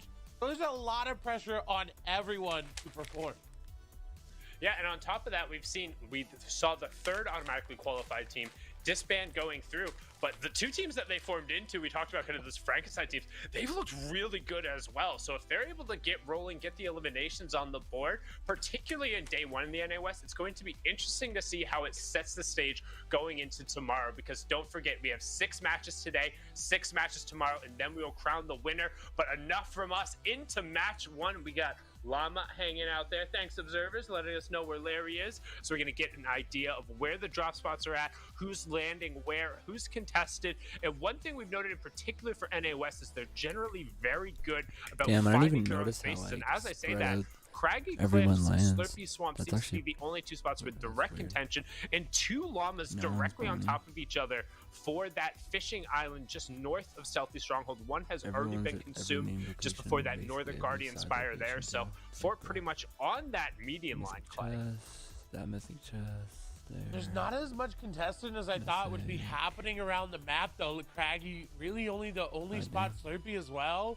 So honestly, all we're kind of expecting, we knew Craggy was going to be expected going into today. But Steamy, such a good POI to get uncontested. Yeah, tons of space over there. We also saw 2 teams over at Dirty Docks, so very curious to see kind of the fights going on at Craggy and Dirty, because as we know in West, if you're not fighting off the start, you're really not fighting at all for the first 10 or so minutes of the match. That is what has stayed true, and we'll see if it stays true today. But look at that zone. It's not going to the southeast. It's going all the way to the southwest, as we do see a Liffy going to take down an opponent there in the feed going their way. Telling them, talked about how they qualified in that first qualifier. That's really early to get your qualification spot in, but it kind of sends a message. I mean, to me, the message is we're better than everyone else. As we've seen pretty much consistently across the other regions, those teams that are able to grab those early spots on a consistent basis tend to be the ones who are able to perform when the pressure is on the line. And yet, despite the narrative of lack of practice or not being able to play in those intense qualifier weeks, the performance has been there. It has, and with Craggy Cliffs as your POI, it's even better. If you can claim this area, you get that upgrade, NPC and Remedy, and you get the free 200 shields. And look at that, 3 elims already. That was early on. That's what you want as a contested trio. I mean, they're a scary trio right away, and you also saw that epic infantry AR in the inventory of Alethi. If you're able to get down shots early on, particularly headshots before your opponents have any amount of shields, the infantry rifle still has that 2-time headshot multiplier. It hurts a lot. And he put it to work. We do see glowy hit marker and Forswear, though, all going to go down. Aiden going to be an engagement as well. Glacedomo and Unsightly, though, contested. Slurpy Swamp looking okay. Again, trying to prove that you can, in fact, win from a contested POI. I mean, at some point, you're going to have to fight, right? If you want to win the entirety of the tournament, at some point, you have to be confident enough to take the fights. One of the biggest things is for a lot of trios, they don't like taking fights early on because you're not able to control a lot of the circumstances. You're not able to guarantee you have the right weapons on the right people. You have full shields. As right now, you can see Temple, Little, and Zinx. They're over at this Dirty Docks fight, and they're doing really well. Sheepu immediately getting knocked away. Temple, oh, fish in a barrel right there over on the side of Dirty Docks. Yasserman just taken down right away. Adios, amigo, as they're going to Pincer in here in the 1v3, and I don't think he's going to be long here for match number 1. Quick edit down from Temple. 1-2 back to back. They're going to pick that one up, and a nice little wipe over at Dirty, but we have a trio who's already stalking over pretty quickly, and I think they might be biting off more than they can chew here, because that was a fast resolution to a Dirty fight. Which is not something we've seen from Temple, Little, and Zinx before, is they've kind of drawn this fight out, and they've gone down many times because of it. I love to see the adaptation from week to week moving over. We do see Ka and Fuquay. Don't see Godku maybe went down or maybe off on the other side, but they do this time and time again. Is off on the other side. They are all good to go. And look at the inventory of Ka, that legendary pump shotgun. That's a one-shot headshot to anybody in the match. And they've done this every single game that we've watched them. They've gone this aggressive to push this team that lands up here. And if you can guarantee those 3 elims every game, your Storm Surge plan is looking beautiful. And it's so incredibly frustrating because it doesn't matter how skilled of a player you are if you get taken advantage right off of that initial drop. That's why these trios place so much emphasis on creating space around them off of the start. We saw, I believe it was in qualifier number 2, when Reet and his trio literally went 0-6, sped run to the airport, straight out of it, just getting obliterated in this exact same spot. And the reasoning for that is if the trio down at Caddy decides not to take their time to really loot up and they just full send up towards the top, there's not really enough resources out here. It takes a long time to farm up all of the mats that are over here. You're only hitting walls or kind of like hitting the floors and the interior surfaces, and you're relying on 2 to 5 chests worth of loot. It's just not a good situation to put your trio in. And on top of that, you're fighting the aggressive NPC as well. So there's just a lot of unnecessary damage being taken all around. It doesn't put you in that favorable situation. Moving over, Arcrum, Epicwell, and Rex. And one thing we talked about a lot last season is that they were not getting out of this POI quick enough to get their surge. And that is what you talked about is, well, they have no one around them. Look at this map. There's no arrows. The only arrows that NPC which are trying to eliminate. I love that they've already got their plan. They've chunkers out this taxi. They're looking to keep this aggression going. Loadout looks amazing, and luckily enough for them, there's a trio rotating in. This could be where they get their surge. Yeah, and we'll see if they decide to go hunting for them right away, if they head more towards the center zone. You talked about it pulling towards the southwest, so we can anticipate they'll probably head over there. And the one thing to note, there is a pretty decent loot path as you head more interior from here, both heading towards Boney Burbs and going directly south towards that little fishing pond in Blaze Camp. Plenty of mechanical parts if you do need to pick it up, but as you talked about, looking through their inventory, they don't. And yikes, actually, a nice little bead coming through, and about 1 shot per person. They said everybody gets a tag there, and that's actually really obnoxious from a shielding perspective, because you don't want to waste a big back on each one of those. Like, Epicwell will probably take one now, but Arkham and Rex aren't going to want to top that up for just 20 shield. No, it's almost good that he took a tag there. Like, it makes it more worth it, right? I mean, it's not good overall, but in that sense of it, it's fine. Like that they're going back too sweaty to base on up as they can't really rotate out. There are some coconuts that fall from the palm trees around here. They can get that going, and luckily enough for them, there's no more flame bows to try to burn this building down. Have to be cognizant, though, of that sync bow and of all these different angles. This season, it is a lot easier, I feel like, to get headshots from different angles from everywhere. You saw another bow shot coming in from this area.